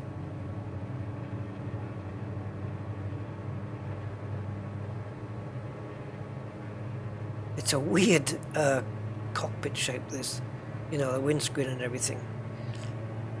You don't get that good a vision out the front. Again, the lighting there, it just looks really good. Got the moon up there. Okay, big and bold then. Let's switch to blazing sun. So I'm guessing the clouds, yeah, I was going to say I'm guessing the clouds are going to change dramatically, and indeed they have. Lots of sunlight coming into the cockpit here, as you can see. Waiting for my frame rate to just settle a little bit. There we go. It's now gone from the low 20s up into 40 now. And we're trimmed just a little bit high. Just going to try and trim it out now that there we go. Almost there. And let's have a go outside for this one. So again, we have where the sun is, it's really quite bright, and then over here it's more your traditional stuff, but hot. I suppose you experienced pilot guys will know better than I do how that's going to affect your engines, and if you have a hot day, what changes do you make? Do you throttle down a little? You know, do you worry about temperatures? Because if you look here, guys, look at my coolant temperature. It's right on the edge. I don't know whether that's normal.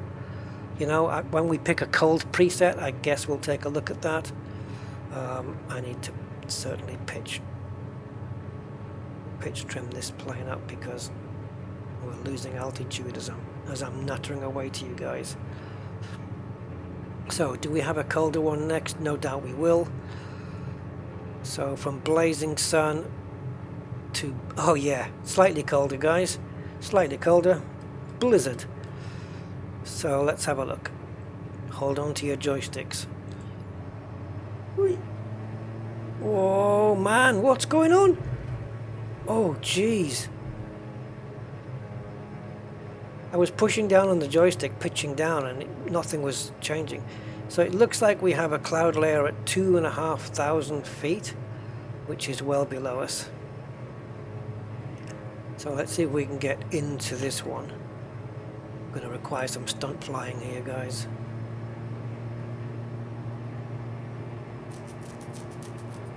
Now maybe we should just slew it. God, I'm telling you, the trim on this now has just gone haywire, and it's icing up and everything. Oh dear. Blizzard. Yeah. Wait till you see hurricane. You think this is bad?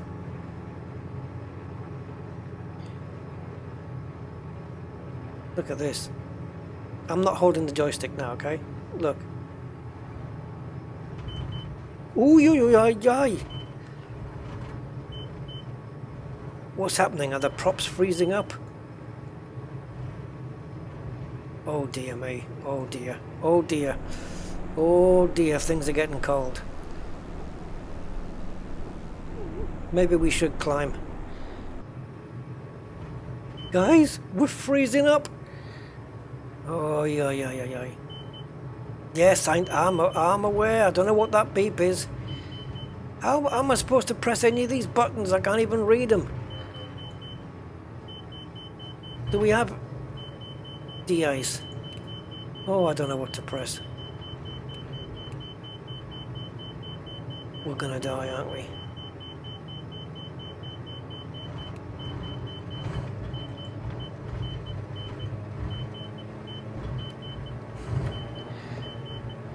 Did I do the right thing? Max de-ice? Have I done the right thing?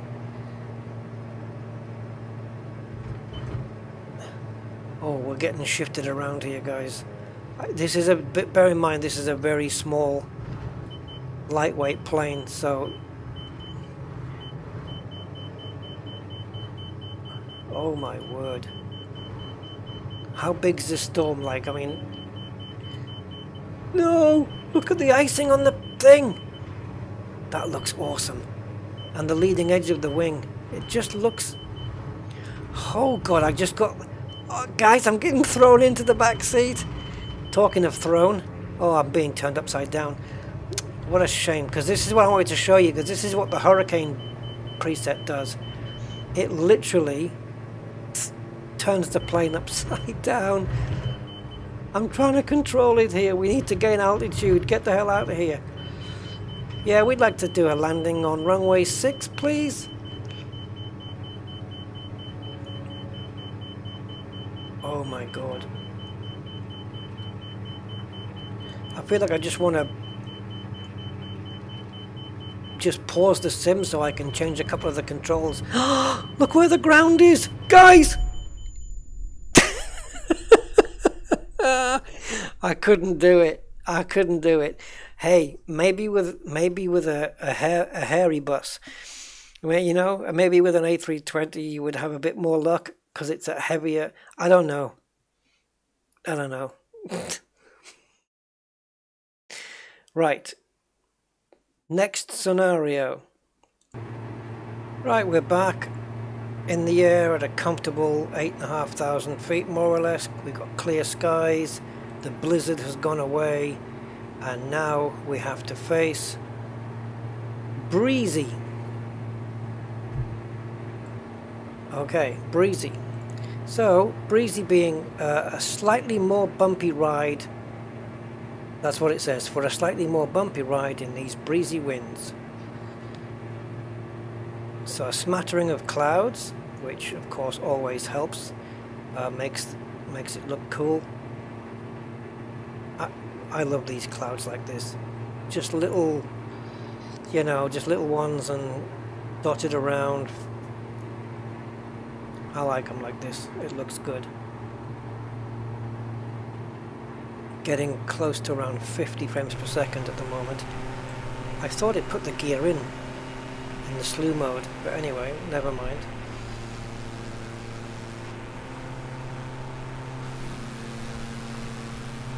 Okay, that's breezy. Haven't really experienced a great deal of wind at the moment, but I'm sure it must definitely be out there. And it's at different layers. We've got a wind layer, and let me if I can show you. You might experience this in jets as well, because look, we have a cloud layer at 20, yeah, 20, what would that be? 22, 23,000, another one about 32,000, and you got all the wind layers down here.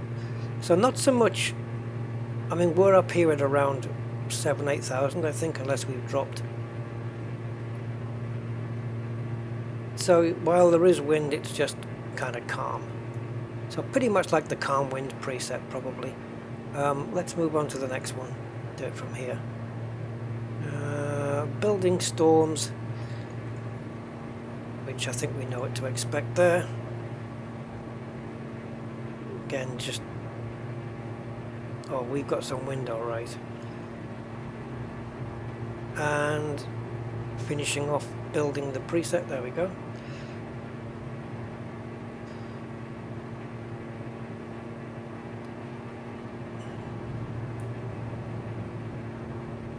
Oh my god, we are getting buffeted. This is building storms. Again, the lighting just looks so good. And the horizon, the way that the clouds go into the horizon like that, whoa. Yeah, I know, we need to go up, don't we? Into the clouds themselves. Oh my word. What a lot of gusty winds we're getting now on this one. This poor little plane, it's getting, yeah, I should have got a bigger plane. Should have got a bigger plane. Oh my word. What's it going to be like trying to land this thing? Hold on. I'm going to slew it upwards into the old clouds. We did see some lightning coming from here, didn't we? We can go above as well. I don't know what the ceiling on this is. What's the ceiling on this plane? I don't want to take it... I don't want to take it beyond its capabilities.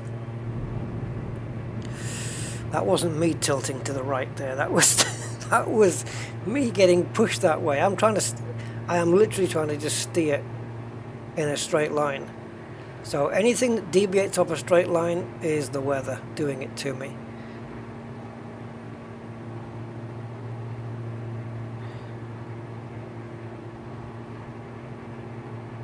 Oh, I wouldn't like to be flying a plane in these conditions, guys. I have to be honest.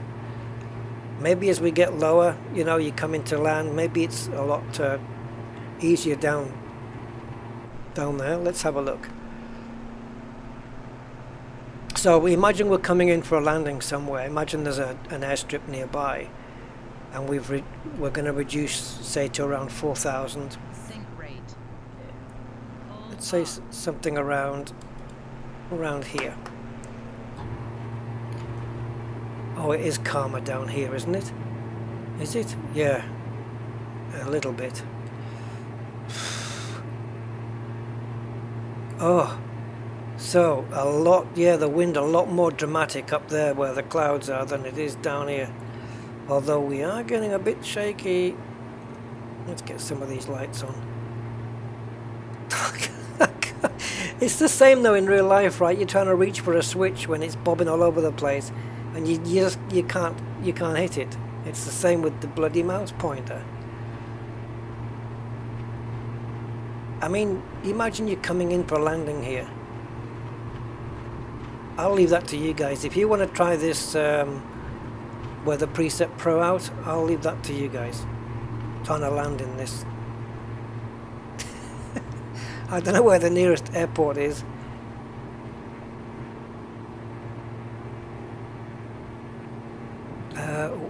What was this preset again?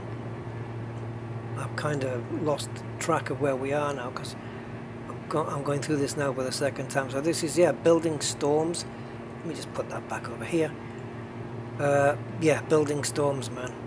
Wow.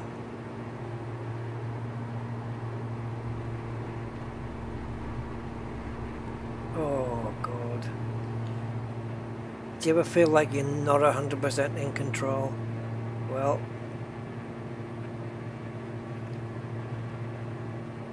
visually it just looks amazing, but you know, hey, you're looking at the British countryside as well though, so what can I say?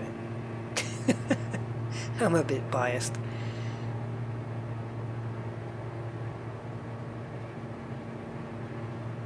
And even the water there, it looks a little bit choppy.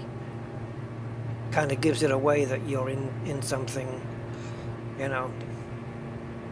So I definitely need to pitch this plane up a bit. And also we need to slew it. Ooh, wrong way. We need to slew it back up in the air, give it to about maybe 6,000-7,000, maybe, yeah, 7.5, as we load in the next preset, which is, let's load it in first, shall we? Calm winds. Well, that can't be bad. Calm winds. It means there are winds, they're just calm ones. Calm winds in the area. Sorry, let me rephrase that. Calm winds in the area, perfect to give you a nice breeze. So not like before, where we were getting shaken all over the place and it was reach for the stick back moment. This we have wind, but it's calm. Can't believe how well this sim has been made, because you look out this window and it's like, I don't know, when you see somebody take video footage of the real thing, it's so close to this. Right, calm winds. Nice easy one, in case you want an easy day. Coastal winds. Oh well, perfect, we've got some water in front of us. Coastal winds it is. And we just have to wait a few seconds.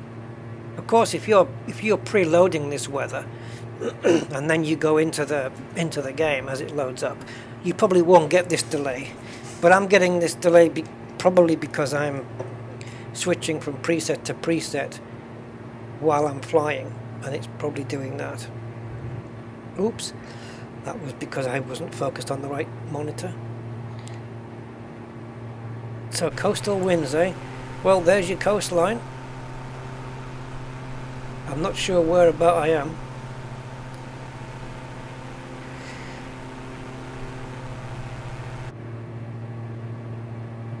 And I've got a couple of ways of telling without loading it, because if I bring down the VFR map, it's likely going to crash the sim. So I've got a couple of other ways of telling, but I don't have them loaded at the moment.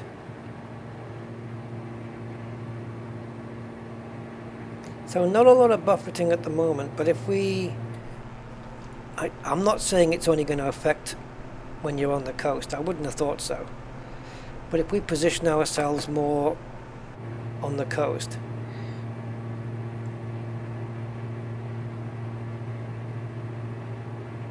just going to try and level the plane up a little. pitch it. There we go, more or less. When it's trimmed, I like it to be at least, if the altitude's going to be changing, I like it to be going up, not down. But it seems that to do that I do need to pitch the nose up at a certain angle. So I can just, but at least if it's pitched, trimmed in a way where I can hold it there. So this is coastal winds, and it says here consistent strong winds for you to battle. Well, if I'm honest, I'm not having to battle anything at the moment.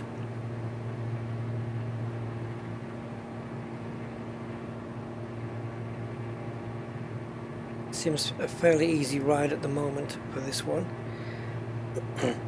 But the wind layers are quite low. I'll show you this one. I mean, there's 10,000 feet, so we've got 4 wind layers between ground level and 10,000 feet, and we are at 6,500, so we're somewhere in and amongst these two.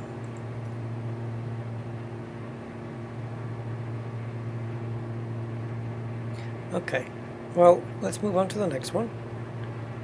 And we have cool and crisp. Cool, it definitely is.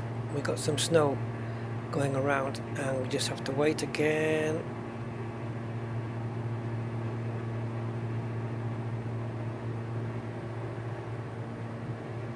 Yeah, I think it's normal just to wait for the flight sim to fully inject the preset into itself. But once it's there, frame rate wise, 46, 48, 51, 54, 43, 40, 52, it's up and down. Pushing some nice frames here, guys, really. Okay, cool and crisp. Cool and crisp is crisp air with a touch of frost on the ground. That's how this one is described. And the next one is dense clouds.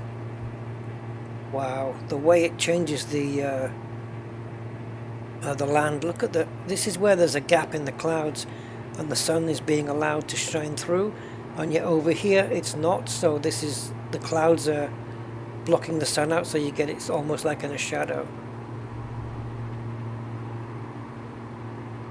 Oh, I love this kind of stuff.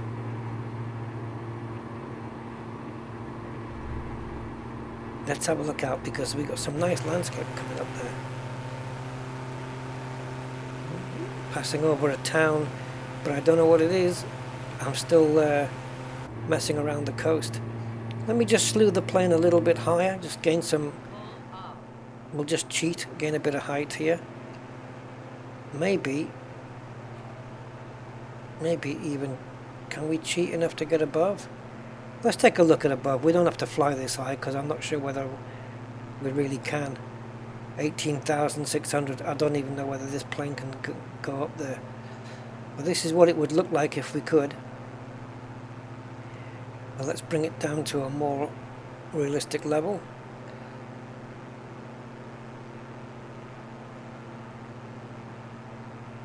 Just to where we can start seeing the ground again, right there perhaps. So dense clouds, so if it's called dense clouds, we may as well fly in them, because that would be the whole appeal of these, I suppose. We can see blue skies above us there, just poking through. Keep an eye on your altitude as we now switch from dense clouds to dense fog. Oh dear. Oh, we're above it. We have managed to be above it. Man, that is thick. Look at this. It's like I'm flying above a load of cotton wool or something. Alright, I suppose we have to go down.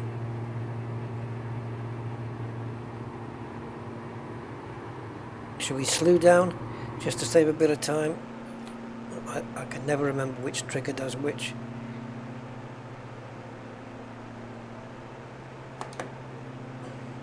There's a plane here, you can just see. Alright, and there's another one up there. Looks like a dead pixel.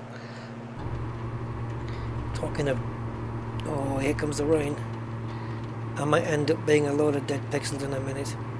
Oh, put the pitot heat on. I've told you, max heat. Don't stop my propellers from working, or my instruments from reading correctly, otherwise we'll be going into the ground. So dense fog, fly in this at your peril, guys.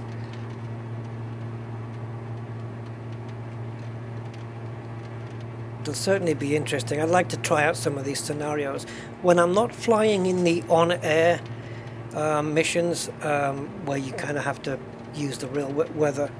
I'm certainly going to be experimenting with these.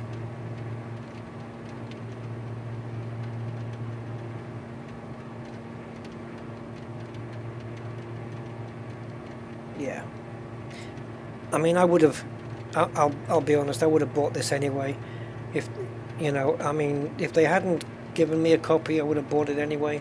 For £5, come on, it's like, it's nothing. And you do get like 40 different presets. It's worth it, I think, personally.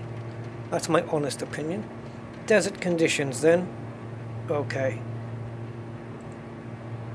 So on the floor, ooh, so that ice should be beginning to clean up. Should begin to clean up. We've still got some floating, literally floating around the propeller. And on here, that should start to thaw out. And if you look where my cross is, my cursor, my pointer, you'll see it is actually thawing out now.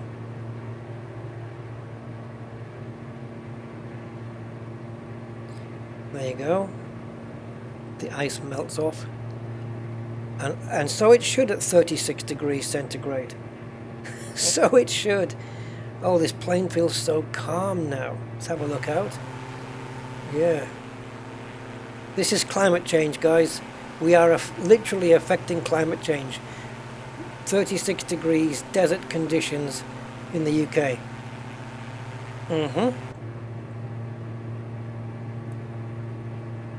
Stop wasting your plastic bags. Right. Drizzly rain next. This is more UK, really. So drizzly rain, again, visibility not that great. I wouldn't mind a little bit better visibility, but still have the rain. How far up are we though? About 4,000. Okay, so it's not completely a lack of visibility. And as you can see, it varies. It's very variable, these clouds. So drizzly rain, switching on to freezing rain. Right, let me just grab hold of the joystick and make sure. Oh, we're actually pulling down here. Right, so freezing rain. Ah, come on! What? Freezing rain, yeah, and wind. Again, 4 wind layers below 10,000 feet. So you probably do well to be above 10,000 feet with this. And we'll test that out in a second. I've got the ice forming again, look. So, we've seen what it's like down at this level. Around 4,000. So let's get it up to above the wind layers, which means flying above 10,000 feet. Wow, just even here, look. But there's still wind here, so we're going to go up. So 10,000, there's the marker for that. So yeah, according to the freezing rain, see, we've got the 4 wind layers here, then you have the 10,000 mark there, and we're above that now. So Let's see. Ooh, you hear my engine. Why do I have to keep putting the pitot heat onto max all the time? Does it switch itself off max when it reaches a certain temperature? Oh guys, I wasn't expecting this kind of wind on the freezing rain preset, if I'm honest. Especially when we're literally above the wind layers. But I don't know, you see, when you apply a wind layer, say at 10,000 feet, I don't know how high that still goes before it runs out, if you know what I mean. Like, how thick is that wind layer?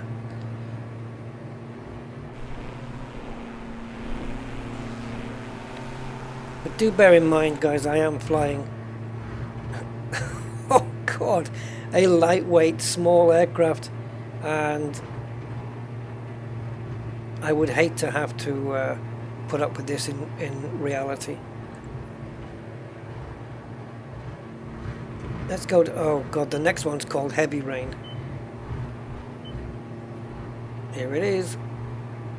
Perhaps I should have...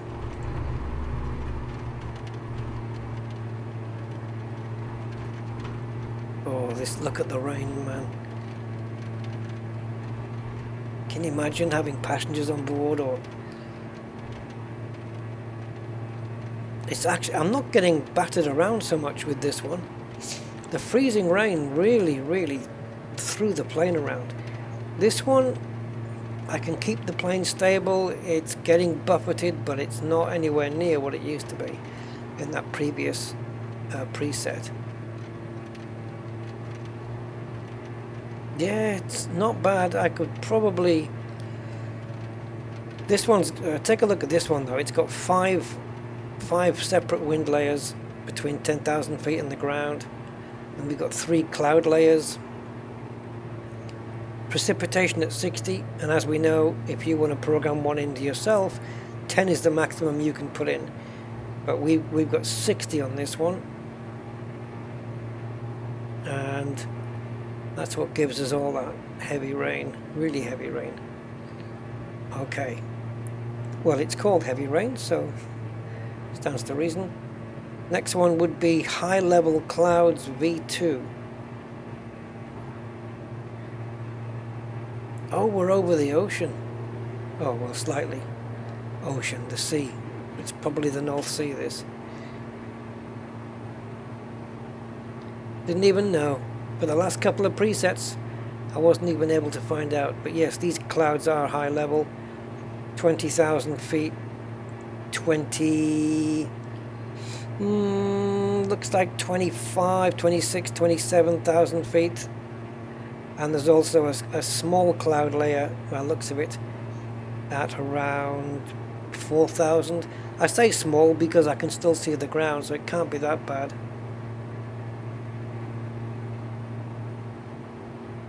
But you can, with each cloud layer, you can define how much coverage there is.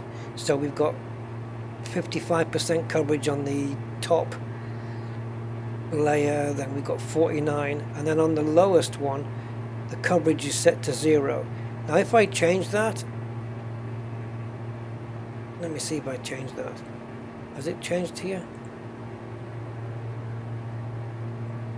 No, not really. Don't really want to... no, it hasn't changed it.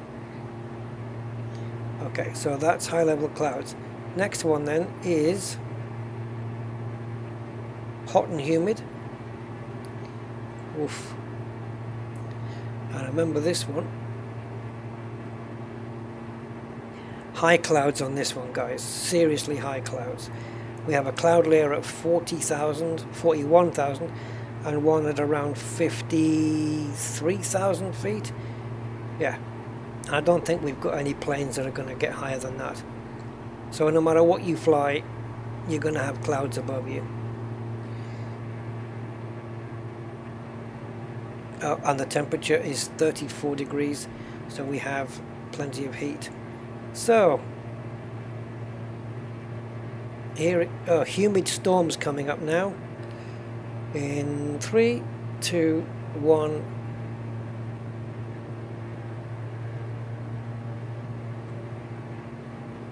Humid Storms. So again, temperature 32.5. So it's hot, humid and stormy.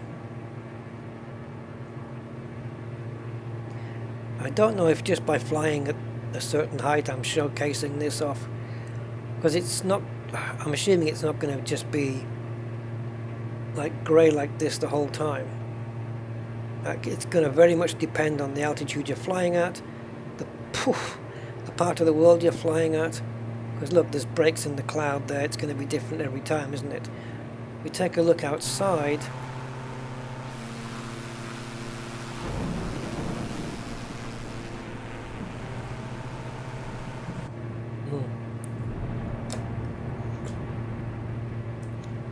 Right, let's go for it, guys. We are 6,500 feet off the ground for now.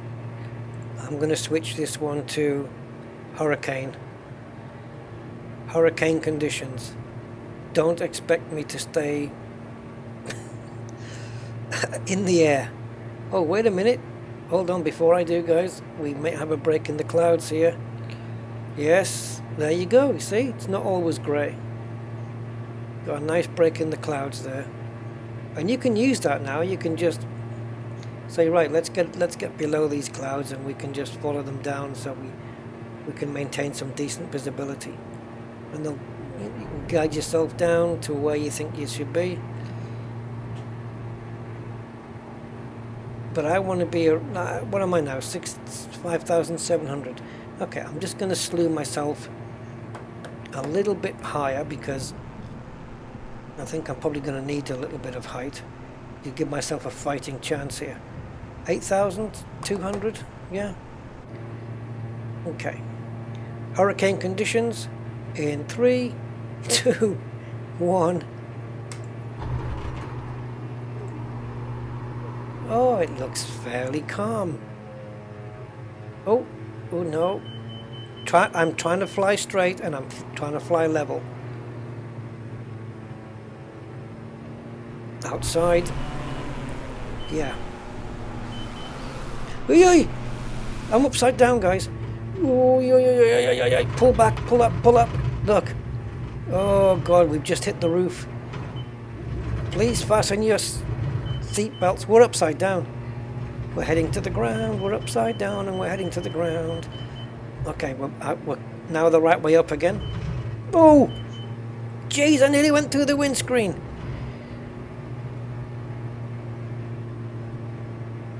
I couldn't handle these conditions. Like, how do you come out of it, and then how do you even consider or contemplate landing? No.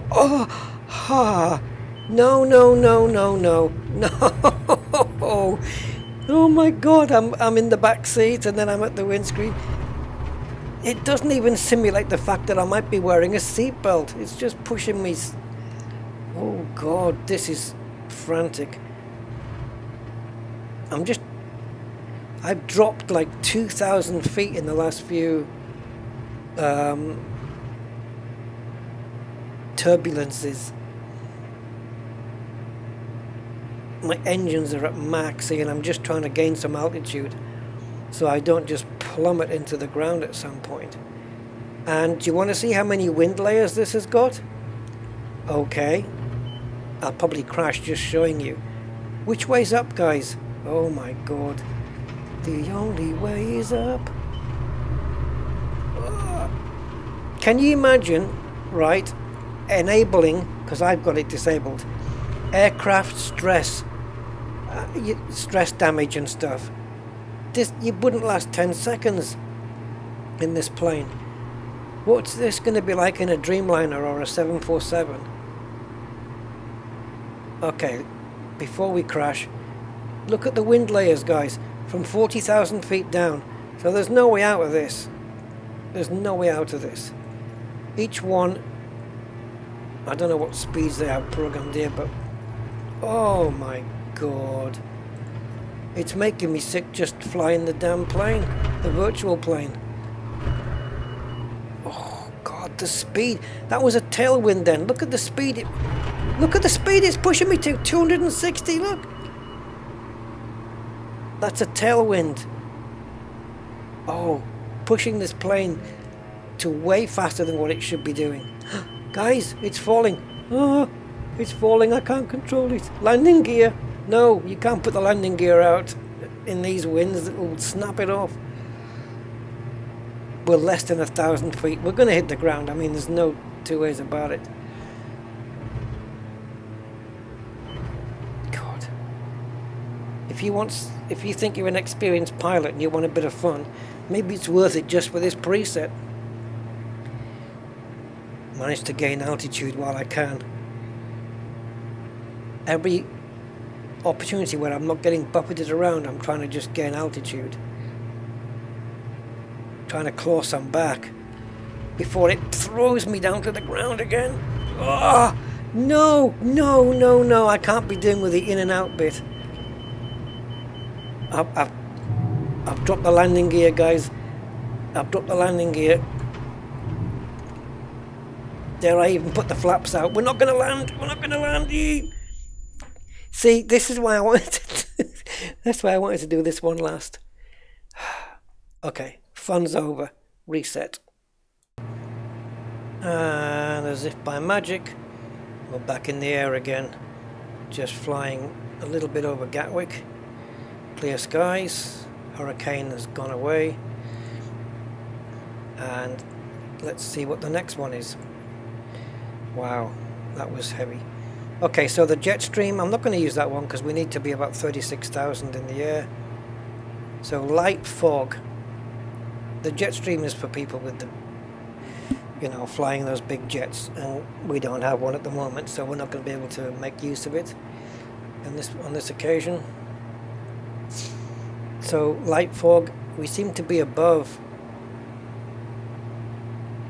most of it, but I can still see down there some outlines of stuff. I think we are above it. We need to be a bit lower perhaps, so we can quickly do that. I always press the wrong one. So yeah, this is like if we come down almost to the ground here, you'll more appreciate it, I suppose. Here, 2006, 2,600 feet, I guess you get more appreciation of the fog itself. Now it does say light fog. Not sure if I would totally agree with that assessment. There certainly is a fog, but as for it being light, well, debatable. It's more like a medium fog. And the next one is light rain. So just trying to stabilize the aircraft a little bit. What was, oh okay, that was the sun behind the clouds. I guess we're going too fast to see any rain hit the windshield, but I'm not going to doubt that there is rain.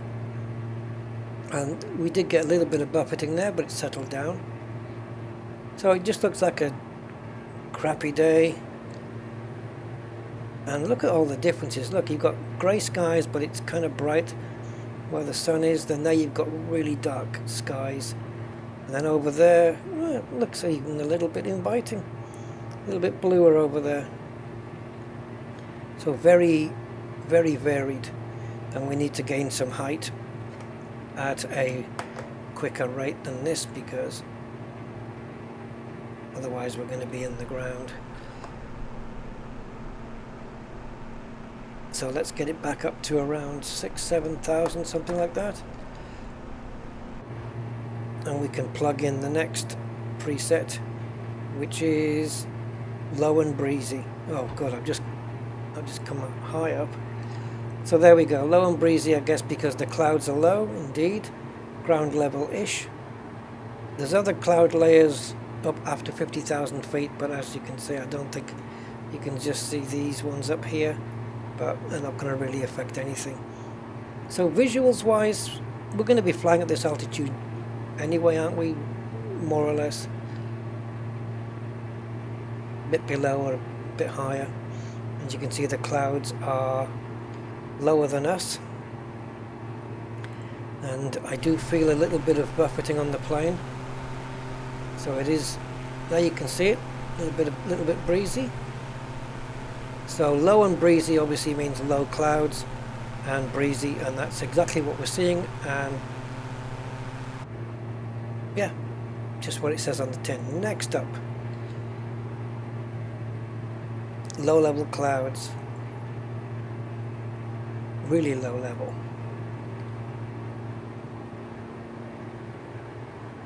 Wind seems to be calm though.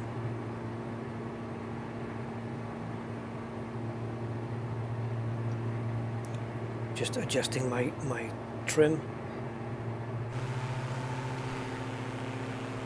Yeah, it's almost like industrial pollutants, isn't it? But yeah, cool. You get a nice clear sky. It means you don't have to be too high up to get a really cool and nice clear sky either. So we're going from the low clouds to mid-level clouds. That's probably more recognizable, more what we're used to. Clouds above us, ground below us. Very shiny on the engine there. The sun glinting off it. South Down Gliding Club. Might be a bit breezy for them today. Still quite the breeze on this one. Okay, let's run through the next one. Moderate gusts. Right. Clamp hold of the joystick. So the clouds have changed the way they look a little. Oh god. Definitely should have picked a slightly bigger plane.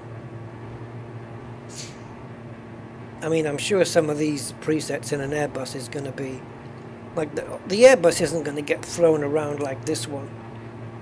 No way. I mean, you'll feel it, but not like in this tiny little thing. But I thought if I pick this plane and do a small plane, then at least, you know, any small gusts and breezes you'll be able to appreciate. Let's get me back here. So what's the next one? Moderate gusts taking us to moderate rain. Whoa, hello. Oh, just have to wait for it to finish plugging itself in. There we go. Oh, we're just about to fly into this, aren't we? Oh yes, we are. Look at the size of this cloud.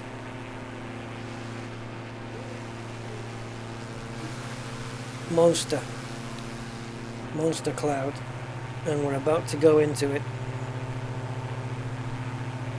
Oh well, in for a penny, in for a pound, eh? Is it gonna suddenly start raining in here then? Or do we have to get lower? Moderate rain. Well, not at the moment. I remember there was on the ground when we plugged this one in, when we were on the ground. We definitely had rain. There you go. There it is. Oops. I'm not watching where I'm going.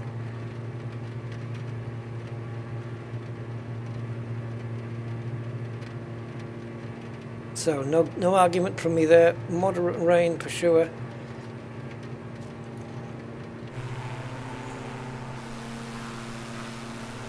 You get a lot of this in flight sim regardless of these weather presets. Is this where the visibility, like everything is just like a one color, and then you have the light source up there, the sun. And I used to, when I was playing on air, you know, the last few weeks, and I'm having to cross the English Channel a few times, I am finding this, and it's quite bland. If you guys fly for in real life, do you get anything like this? Whoa, we got a crash? We do. Yep, that's the second time it's done that to me. That's got nothing to do with the weather preset. Last time it happened to me, this was about 3 days ago, and I'd used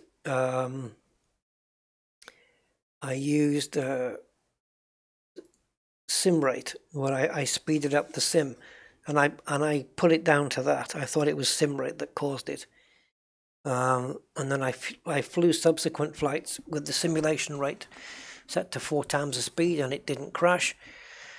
And now I haven't even used it today, and it's crashed again. So I never had any crash to desktops with this until the latest 1.9.3. Okay, so we're going to load it up and we'll be back. Right, we are back. Right, earlier reports when I was getting 80 frames per second, ignore that. That was a false fake news. Yeah, right, let's get on to the next one. Where were we just now? Moderate, was it moderate rain? I think so. So morning dew. This is morning dew. Wow, it looks great from this altitude. Well, morning dew you'd probably see on the ground, which we did. We did look at it on the ground, so let's just appreciate what it looks like up here. Man, if you're at the right altitude, I'm at what, 8,200? I mean, just that shot in itself there, that's nice.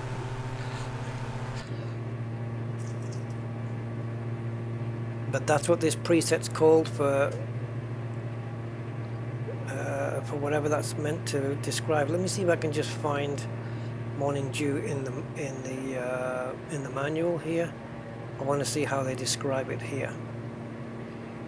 A cool morning with plenty of moisture in the air. Aha, okay. So moisture in the air. Let's switch it down to morning, shall we? We can go maybe. Yeah, that looks. Now I started. Boo boo. I started this flight on the runway, so we're going to have ATC.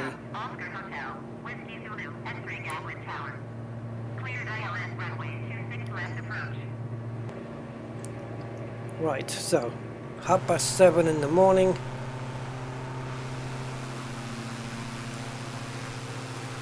Yeah, beautiful. So basically it's just moisture in the air and a cool morning, and it looks incredible. I wouldn't mind doing a nice long flight with these kind of conditions, although it wouldn't last long because time is ticking away, obviously. So for morning dew, we're going to Overcast V2 and changing time of day again, I think. Okay, Overcast version 2. I don't know if we're too high for this or too low to see like an overcast sky. I think maybe yeah, that's kind of probably what we're more intending to see here. Literally just blanket grey across the sky and brightness in the horizon there, of course.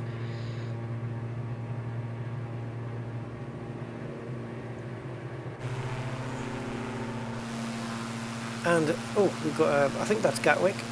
Yeah, and also we have the wind as well on this one. Let's get to the next one. There's so many to go through. Sandstorm. Here we go.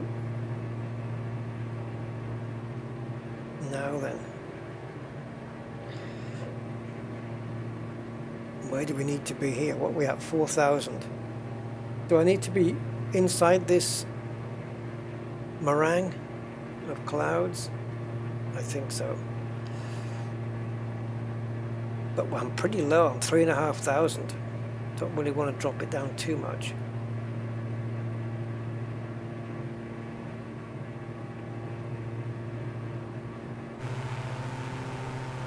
I mean, obviously in a sandstorm, oh yeah. I was going to say in a sandstorm, your visibility's pretty much nothing anyway. I mean, if you're in the desert and you've got a sandstorm, you can't see anything, right? Just like in the movies. So it's just like having a foggy day, except it's sandstormy instead of fog, and it's extremely hot. It's like 33 degrees out there. And we have lightning as well, apparently, so I'm not seeing that at the moment. Trying to find out how far I can drop altitude-wise before I can start seeing the ground, or at least hitting it. So there's Dunsfold, which for those Top Gear viewers will know that's where the Top Gear test track is, and yes, it is here in the sim. And across the line. Okay, not a lot to see visually, except for because that's what it is. It's like fog. You can see the horizon there. But if you're flying over a hot country or something, Abu Dhabi, maybe Saudi Arabia or something, maybe something like this would be applicable. So we're going into scattered storms now.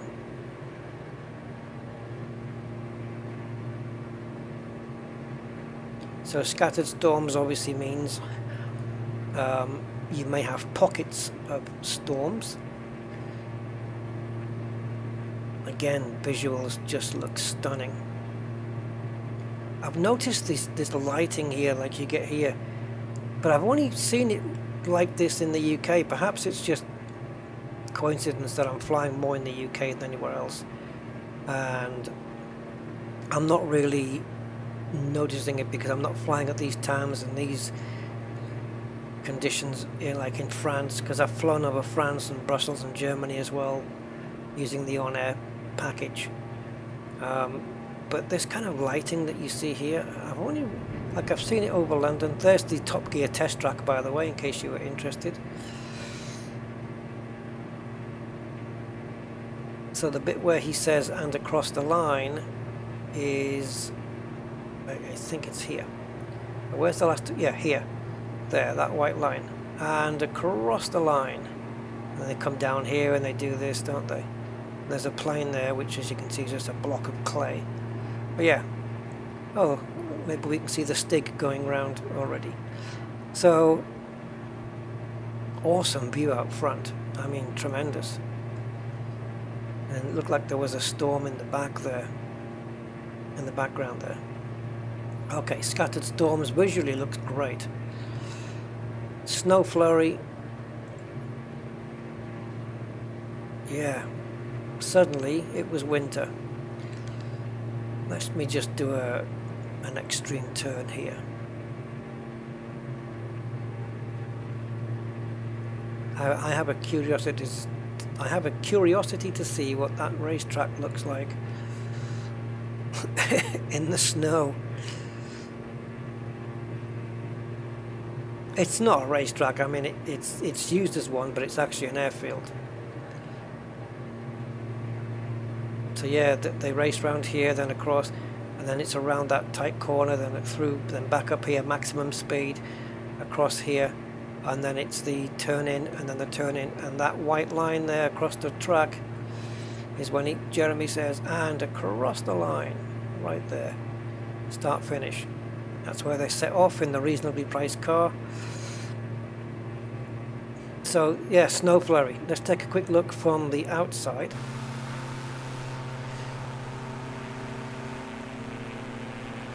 I mean, you can imagine this as well in different parts of the world as well, surely, like, you know, perhaps Australia or the United States, things like that. It's going to look just as good. Snowstorm. Okay, so I'm having to hold on again. I've probably picked one of the lightest aircrafts, have I? You know, where if a bird flies past it would shake the plane. Have I got, there's the flaps on there, jeez.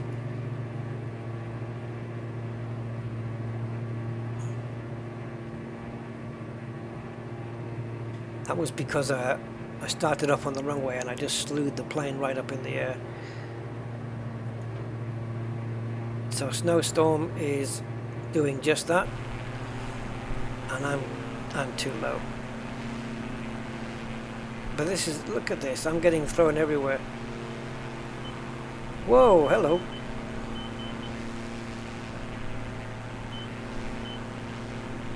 Yeah, we're almost stalling it, guys. I'm just going to slew it up, see if I can gain a bit.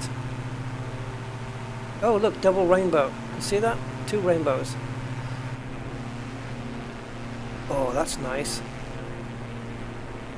Yeah, as if 1 rainbow is not enough.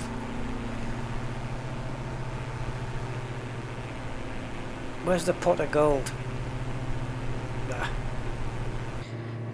More lies.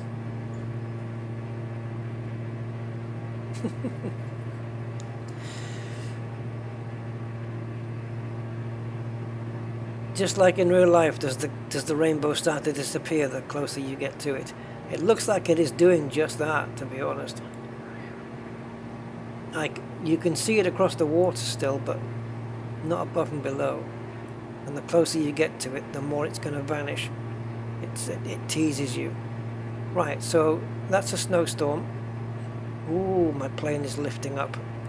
Now, I had no control over that. I tried to push the plane down and I wasn't very successful. Right, what's next? Spring showers. Bring them on. Bring them on. Whoa, hello. We still got the rainbow. And we have to wait a little while. There we go. So spring showers. Well, showers are just very light rain. I'm not really seeing anything, but again, it depends on the altitude you're at, I suppose. We're at 3.5. The rain may be lower down, but then again, we're not in any clouds either.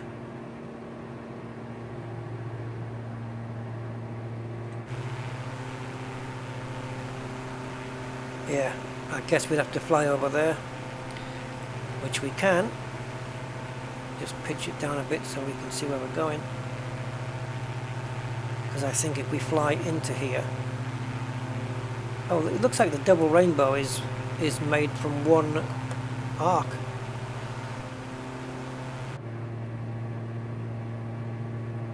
Any rain here now? Spring showers. We've got a nice day. Nice spring day, I suppose.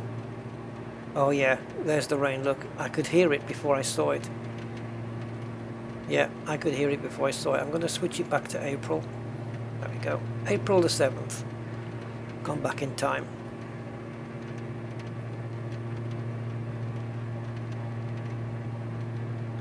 So that works. And next one would be spring sunshine. Lovely. Spring sunshine. And we just have to wait. It maybe has to clean up the other preset, I don't know. Or how far it has to go cleaning up, well, or injecting the new one in. Like, how far does it go? Like, if you choose, like, a storm, like, how big's the storm on the map? How far out does it go? Let's have a look outside, because some of this scenery looks amazing. Farnborough. Quite famous, Farnborough. Isn't it famous for having an air show every year or something? Blackbush. Right, that's spring sunshine. And we have strong gusts now. Oh, great.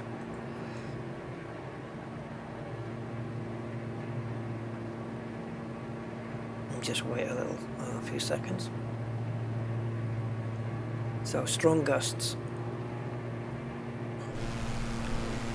Not kidding either.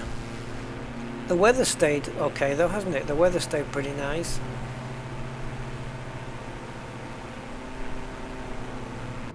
But again, this how do you even land in conditions like this? You just kind of hope that it's less gusty, you know, the lower you get. But I'm not sure how long I could fly in these conditions. It might make me dizzy after about 5 or 10 minutes. So I don't know. I'm not really sure. Like I could sit in a plane, piloting a plane for an hour with it doing this, and it would loosen all the rivets.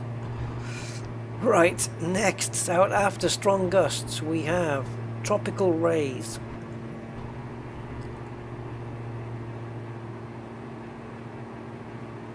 Probably need to fly somewhere tropical for that, but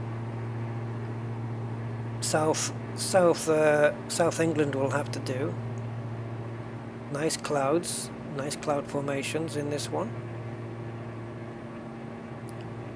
I feel like I'm sit down like I'm only 2'6" or something. There we go. Ooh, wow. Yeah, you're not kidding. This might look more, like I said, it looked more in its place in somewhere like the Bahamas, if you were flying at the Bahamas. Or those kind of Jamaica, those kind of places, you know. This would look more at home there, but it looks great here. It looks like there's a nuke gone off in the background, but yeah, nicely done. And next up is tropical storm. Oh no. Another one to challenge you. You get a small respite here while it loads up. There we go. Okay, it's fully loaded in now. So again, if the lack of visibility and rain is something that you think you would like, well, tropical storms just for you. 2,200 feet, really low, and you have a storm that could knock you into the ground at any moment.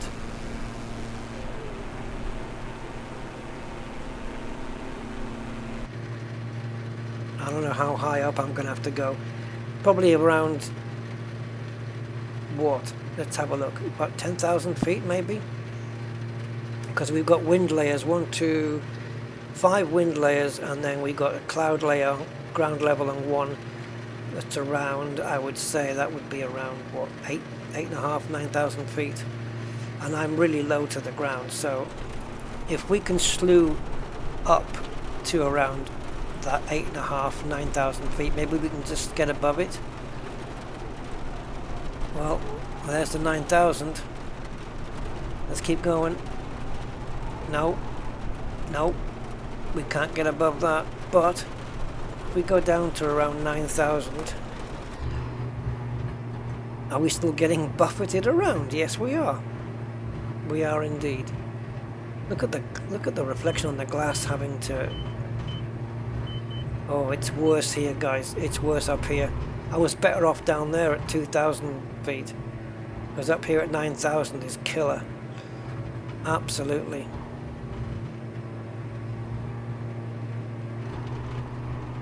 Okay. Now what I'm going to do here, and I'm going to just quickly switch to the next and final preset, which is zero visibility.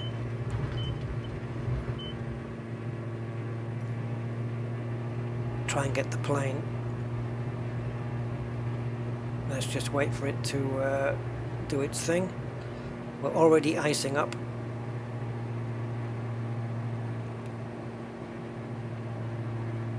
Oh, I hate this. Just is it pause? No, active pause I think I need to do.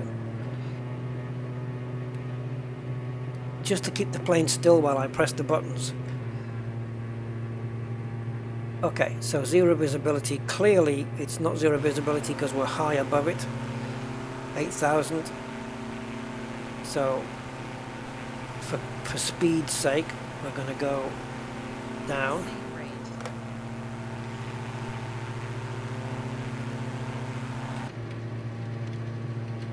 So this is zero visibility.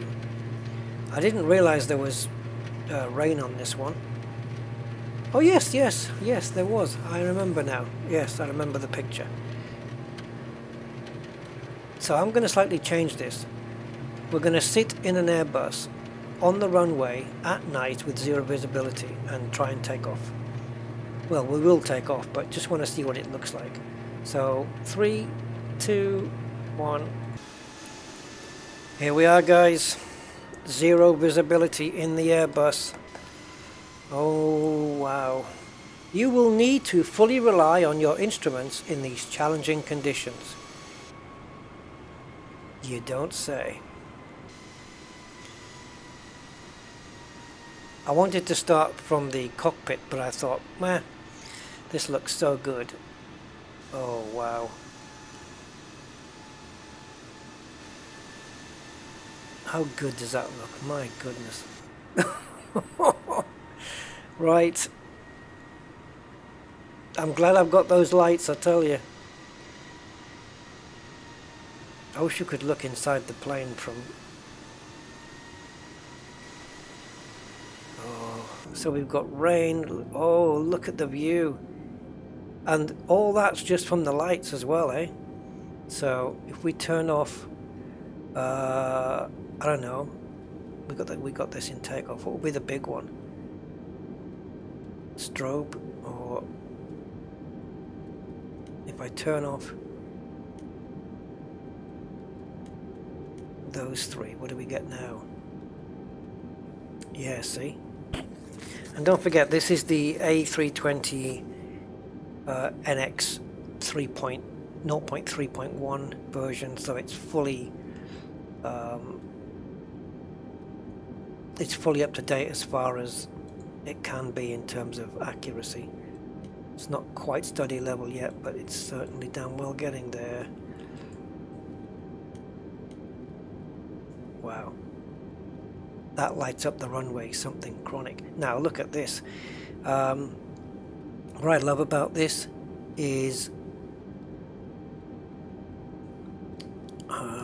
do we have any lights on up here? Dome lights not on? Okay. So look at this. The brightness you see here on the pedestal, some of that brightness is coming off these screens. Look. If I turn them off, look. Look at that. And see the brightness here in this corner? Down here. That's coming off these monitors here, guys. Now watch when I turn these up, how the pedestal lights up with the brightness. And underneath we get reflections as well.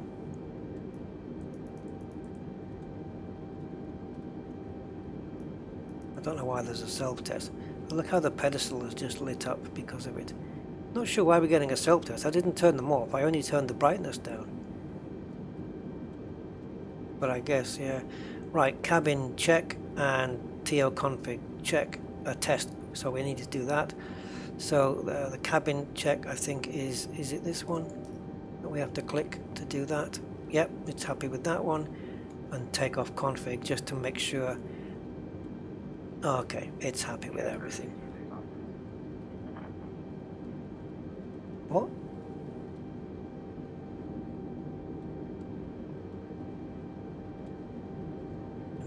Look at this display. Who just spoke there?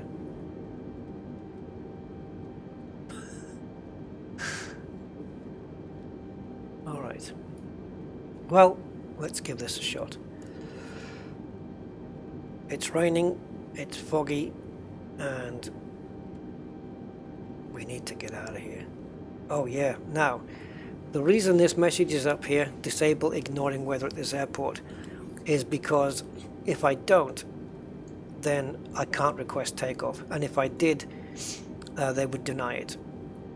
But I'm already on the runway, so you know, it's not. If I was in a parking, I think you get the choice to request, you know, request clearance for taxiways and stuff like that, and then I think they'll just tell you denied or something, and they won't let you get to the taxiway. But because we're already on the runway, we can't. We've gone past that stage of it telling us that we can't do that. we you know, because of the weather conditions. We're already on the runway. So the only way we can take off with permission is to disable ignoring weather. So for the sake of this, we're going to do that. So now we are, I mean, we were cleared for takeoff anyway, but at least they won't mind. I love this lit up at night. It just looks tremendously good. That is just looks so good. I've got nothing. I've got no flight plan filed. I've got nothing here. All these systems are good to go. We have engines. Now, what's cool with this is as well, if you select a particular system, engines, or let me think, the bleed system, the APU, where's the fuel? But if you deselect, then this screen will change automatically based on when the plane needs you to see that screen. So really quite handy. And the brightness for this one, I know these are for the top. Let me put these on. Oh, there it is, yeah. So if we brighten this up, see, as I brighten this screen up, you can see this corner here just brighten up. Watch it dim down, see?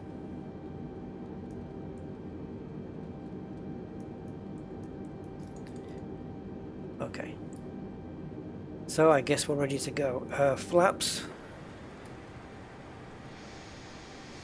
Oh yeah, I want to have a look outside here as well.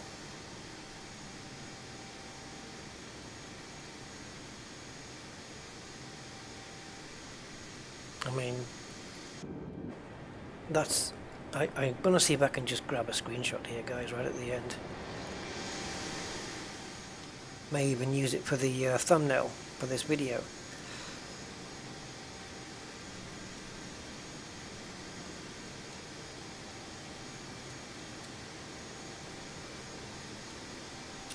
There we go.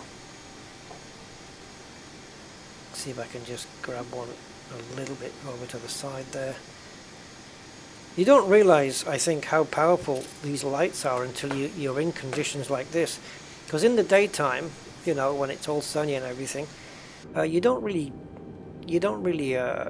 see it like this bright ever. So I think the flaps are in position 1. Yes, they are. Speed brake is correct. And I'm just going to add, if I can get over there, if it hasn't already been done. Oh, it has. Max. Okay, perfect. So the speed brake or whatever, auto braking is set to max, just in case we need to abort the takeoff, which wouldn't surprise me. All right. So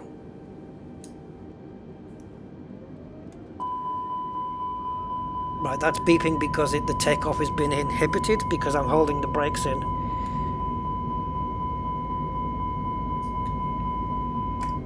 There we go. That should hopefully clear now. Oh, man. Seatbelt sign is on. No smoking is on. What's going to happen once I get in the air, guys? I mean, I've got no flight plan, so I really should, so that I can have the autopilot on to go somewhere. I am not going to try and land in these conditions yet, though. Maybe save that for another time. Oh, please rotate.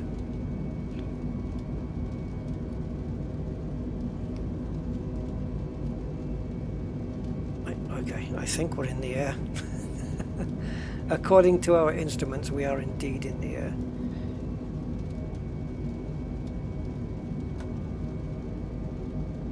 So I want to be switching that light from takeoff down to taxi and down to off. Because we don't need to be seeing that out the front of the plane. The inhibit's gone. Are the lights Oh yeah, seatbelt signs are the seatbelt switch is on. Right, let's check out. Forgot to put the landing gear up there. God, that looks like we're still on the ground.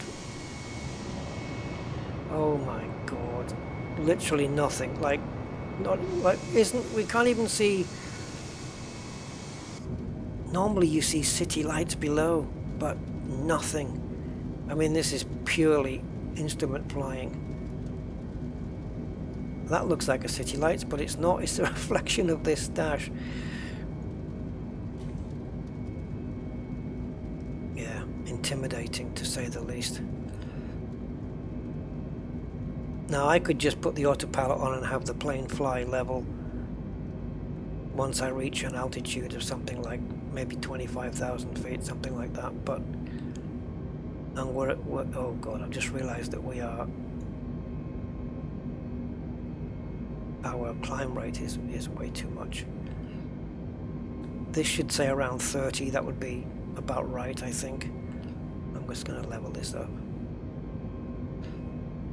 because I'm still flying manually. That's why this stuff's happening.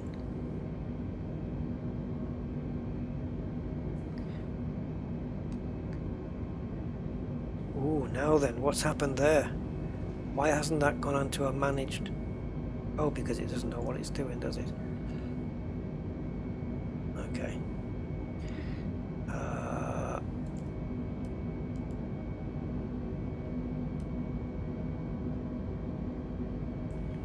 Yeah, it actually doesn't know. I've got no flight plan, so it doesn't know what heading or speed, so it's just using the current one. That would make sense.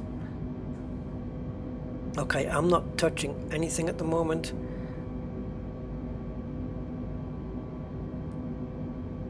And I think the plane is quite happy to just use the selected mode on all of this.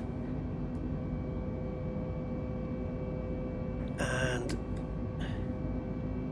I think the plane's happy to just sit at 8,000 feet. Was that a storm? What was that? Oh, overspeed. We have overspeed. But why? If the speed here is being... Why does it do that, guys? Why, if the speed is 227, actually, I actually want it a bit more than that. Shut up. If I tell it to go at 250, say 250 knots, and then just click that in. Yeah, selected airspeed mode 250. Why does it keep climbing? Why won't it throttle down? Auto throttle is on, autopilot is on. Why won't it throttle down to 250? It's overspeeding, look. So the only way to do it is for me to throttle it down. Start killing the power.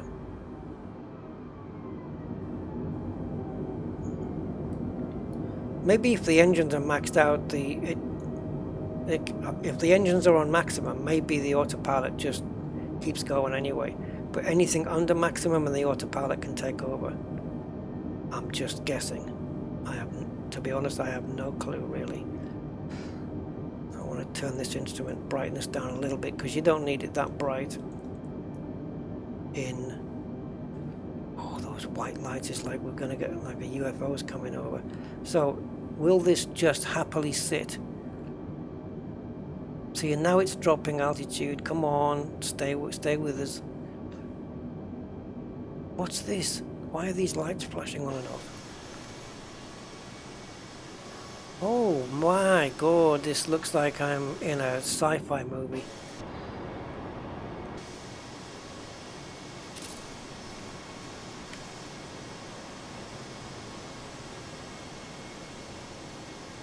Why can't I get that same shot here?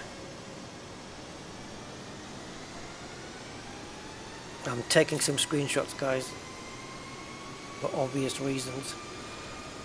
But why? I don't understand why. Oops! I don't understand why I couldn't get that shot just now. It's like massive searchlights.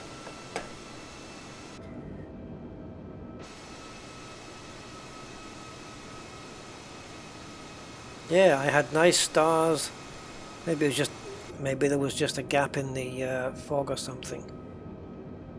So, last thing then before we quit on this zero visibility thing, let's get right up in the air to a altitude more in line with this plane. 12,000. And if we just click altitude, can we get an altitude hold on this? Oh, bloody thing.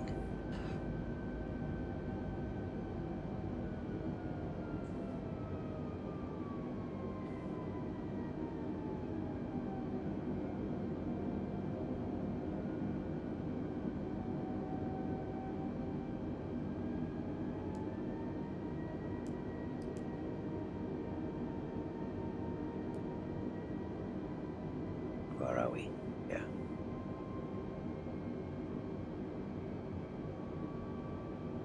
But to do that, to increase the height, I know we're dropping.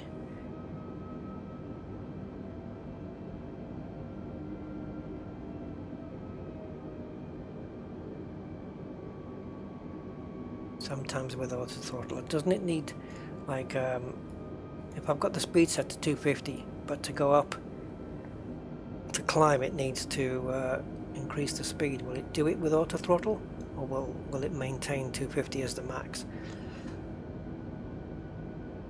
It looks like the seatbelt sign's still on. Ground spoilers armed.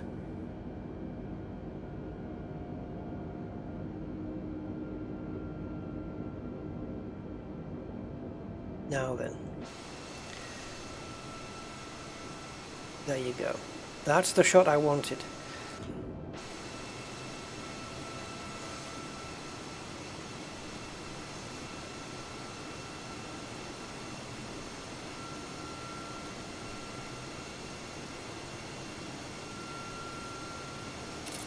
Bang.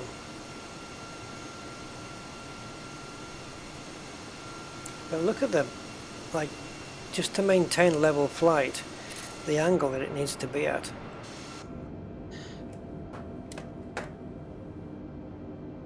So 10,800 is what we have. And everything you're seeing here is a reflection of this.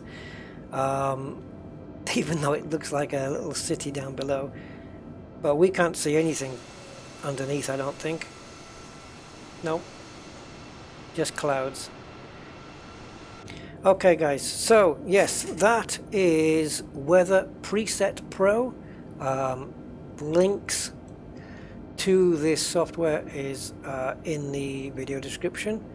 And anything else relevant is also in the video description, so check it out if you want. I hope it's taken me just over 2.5 hours to showcase all of this, but I hope I've done it in a way that was acceptable, showing them all on the ground first and then trying each one in flight. Obviously your experiences are going to vary. I just had to quickly go through them, so I've not really had a chance to actually just sit and, you know, and play with these at any great length.